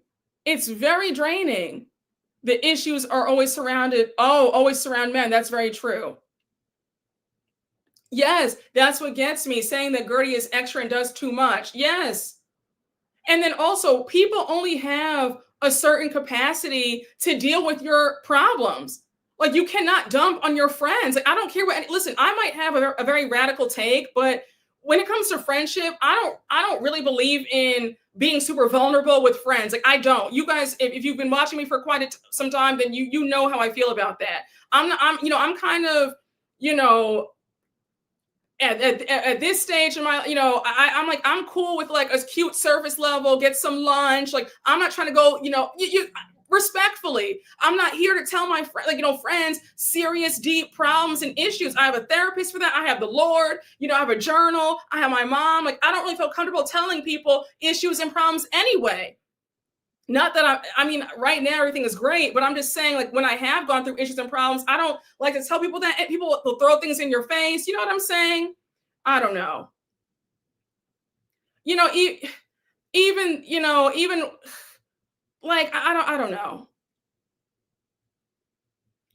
It's just I'm not gonna trauma dump.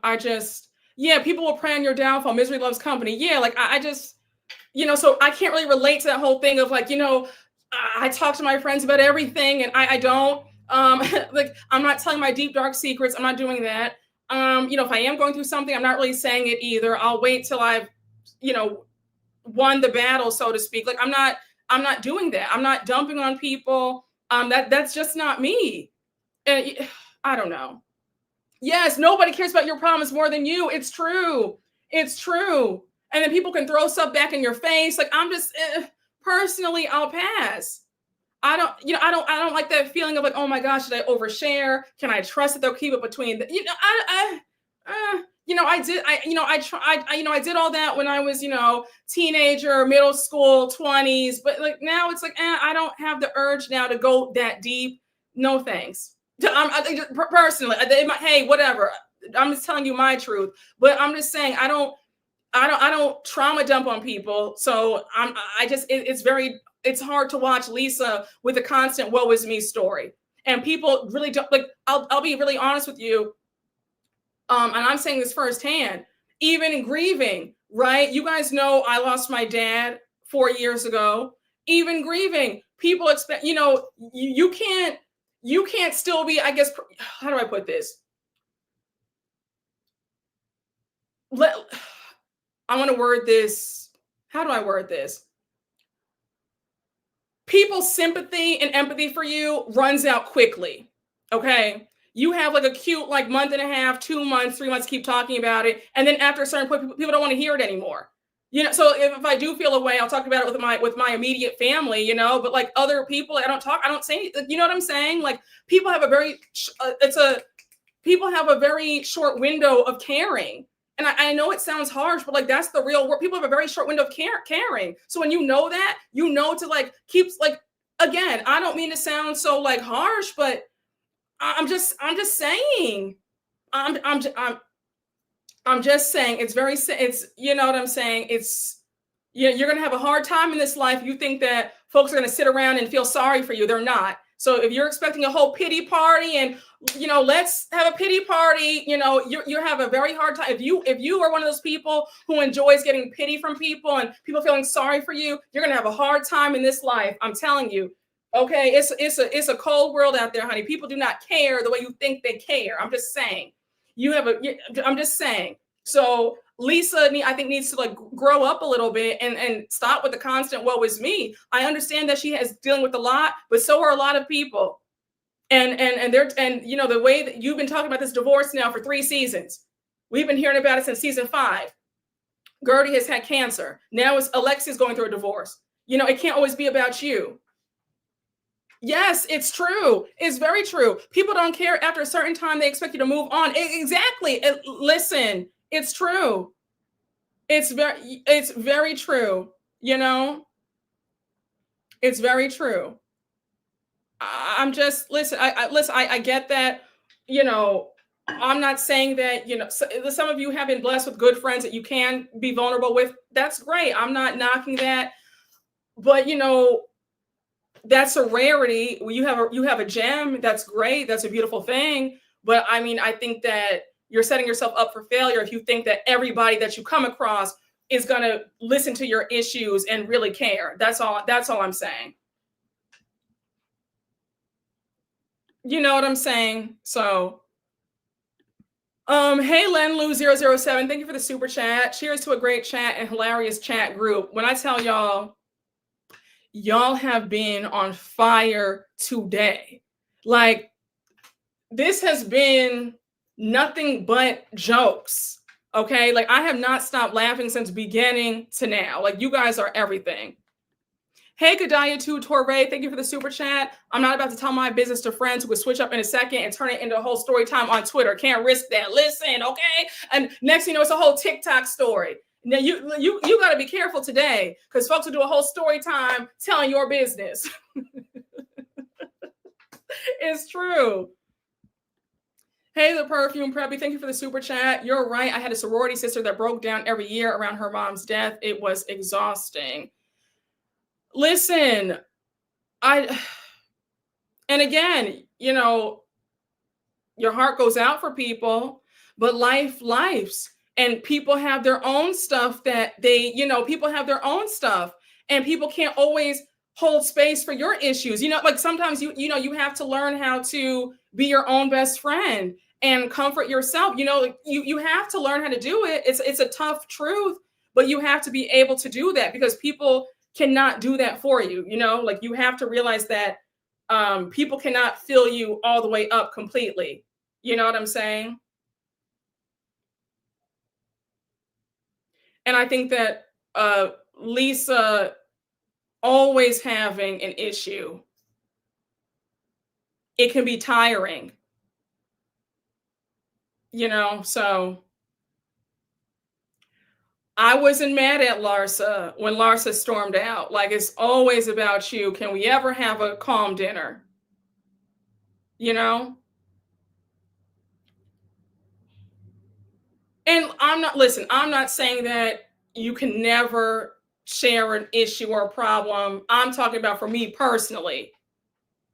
That, again, I'm just saying for me personally, I prefer to talk about stuff with a therapist, my parents, you know, my mom, you know, my siblings, you know, that's who I trust them 100%. You know what I'm saying? So for me, if you have good friends that you can talk to, great.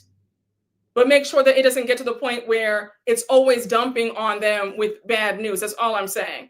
Don't take what I'm saying out of context. I'm just saying people like Lisa can be very draining, where there's always a problem. And nobody wants to hear bad news all the time either. Let's also be real about that. You know what I'm saying? Nobody wants to hear that all the time. Like, that gets, you know, you never have a good day. It's always a problem. You know what I'm saying? You like, there's never a happy moment. It's always something bad is happening. That's all I'm saying. You know? But yeah, that's where the episode ends. Brooke, I don't feel like Lisa has real friends. She hangs out with people like herself. While Lisa is annoying, I do think that Larsa enjoys bullying Lisa. I feel like she likes being seen as the main in her friendship with Lisa. She likes to dominate that friendship because she isn't seen as side. I do think that there is an element of truth with this statement. Yeah, I do think that Larsa does like to be really hard on Lisa. I can agree with that. She knows that Lisa isn't as, I guess, strong, so she can be really nasty. But I do feel like at the same time, though, Lisa can be a lot as well.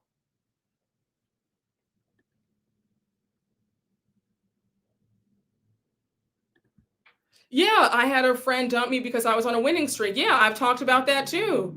You can't always, it's unfortunate you can't always share all your wins either. I know what that feels like. I get it. I'm just saying, on both ends of the spectrum, it can be tough. You share too many losses, people get annoyed. You share too many wins, people you lose friends too. So that's a separate live. But or maybe she isn't as vapid as she always tries to come off.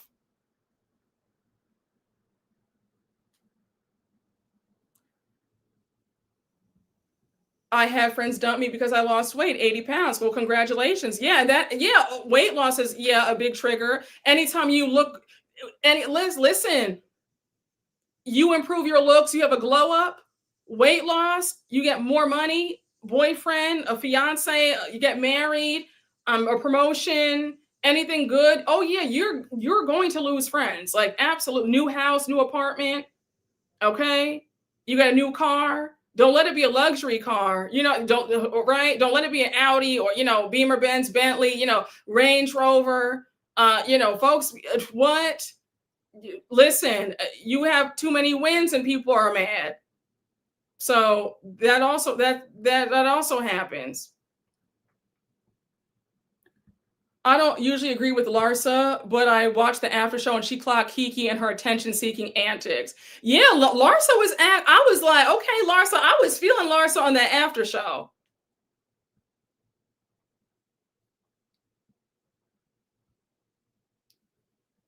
Larsa does not care about Lisa's trauma dumping. She's just trying to manipulate Lisa into blocking Marcus. Rodney the Voice and Miss Brooke are the best at story times. Thank you. Oh, shout out to Rodney. I love Rodney. Wait, I think, was it you? Wait, one of you guys was asking me a question.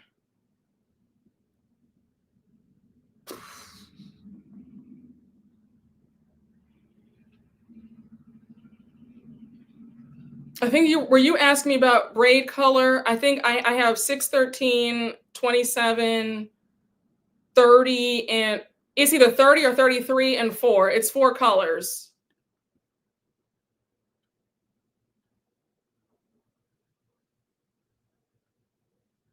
Child, I published a novel and built a new home, never had a proper housewarming because people drop like flies. Yeah, that'll do it.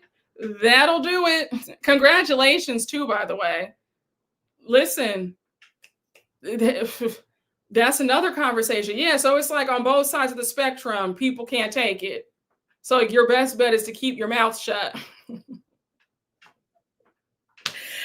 I'll never forget, somebody said, don't tell anybody your problems because 80% of people are happy that you have them and 20% don't care. And I'm just somebody, I just have too much pride. Like, I feel like this might sound real vain or whatever you want to call it, but I just feel like, just in case, like, people run their mouths and I would just hate for like an op to know that I'm going through something. You know what I'm saying? I just feel like I just can't let anybody see me slipping. So I will take I could take L's in private and then I can tell you about them once I'm winning again, once I'm winning. But like, to like tell people actively what the problem is still going on, no ma'am, I don't, nope. You know what I'm saying? Oh, goodness.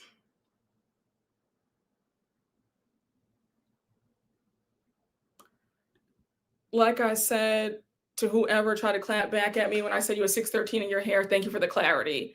Oh, somebody tried to clap back at you? It is not that deep over braiding hair. Whoever tried to clap back at you, I hope, like, it's not that deep. Yes, you were right the entire time. I do have 613 in my hair. Yes, yes, yes.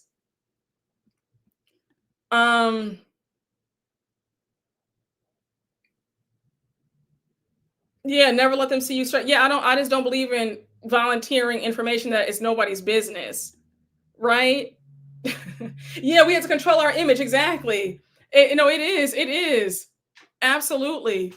Because people start looking at you funny too when you always have a problem. People will look at you like you're a jinx. People will avoid you. People feel like if you have too many problems, like, like folks will start to avoid you if they feel like you always have an issue. So that's another reason why I would suggest not always telling your problems. So people will look at you like, oh, stay away from her. She always got an issue. She always got a problem. People, you know what I'm saying? I'm just be wary about blasting it, telling everybody that you have some problems, Life moves fast, guys. People have their own problems. So after a while, they tend to their own problems and have no space for somebody who keeps crying over their issues. Y'all get it. Y'all get it. I have a coworker who avoids another one because she always has problems and needs advice. Yes. Yes. And and also nobody has time to always be giving advice either. Like, we are all grown. We are all trying to figure it out. Nobody has time to always play Dr. Phil to you. Like, respect. If we're talking real, nobody has time. You get what I'm saying? Sometimes it's time for us to be adults, and we have to go it alone, and we have to figure it out ourselves. It can't always be asking for advice for everything. It needs to be saying, you know what, self, what do I do? How do I maneuver this? Yes, no, child, nobody wants to hear bad news every time. Exactly. It's true. I'm telling you, journaling is key. That book will never air your business out. Exactly. It's true. Okay. Listen, they said all God's children got issues. Okay. So if you got an issue every day, every week, every time I see you, there's an issue. Oh gosh. Listen. Yes, they're always asking for advice that they know they're not going to take. Yes. Child. Oh my goodness. No, listen, I told you we'd be on here for like 3 hours. But no, in all seriousness though, I was told don't drop your issues because that's worse, because someone that's worse off will pick them up and try to give you theirs. One thing is true in life, there will be trials. Yes. Unpopular opinion. I think people should not worry about Lisa. Just ignore her. Yeah, wasting my time because they won't apply the advice. Yes. Oh, I appreciate that. It's always a good time though. Thank you. I'm glad that you have enjoyed. But guys, no, I'm gonna get off of here. I don't want to overstay my welcome. We'll be back for something else, I'm sure of it. But yeah, guys, I hope y'all enjoyed this double recap. Thank you to everybody when I tell y'all were in rare form today.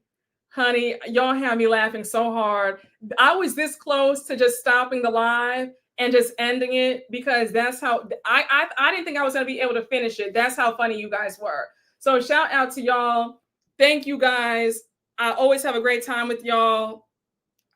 Yes, we will be back for the next one. But y'all have a wonderful, wonderful rest of your day, and I will see you all later. Shout out to the moderators. Shout out to everybody who super chatted. Shout out to all of y'all, honey. Give yourselves a pat on the back because y'all did that.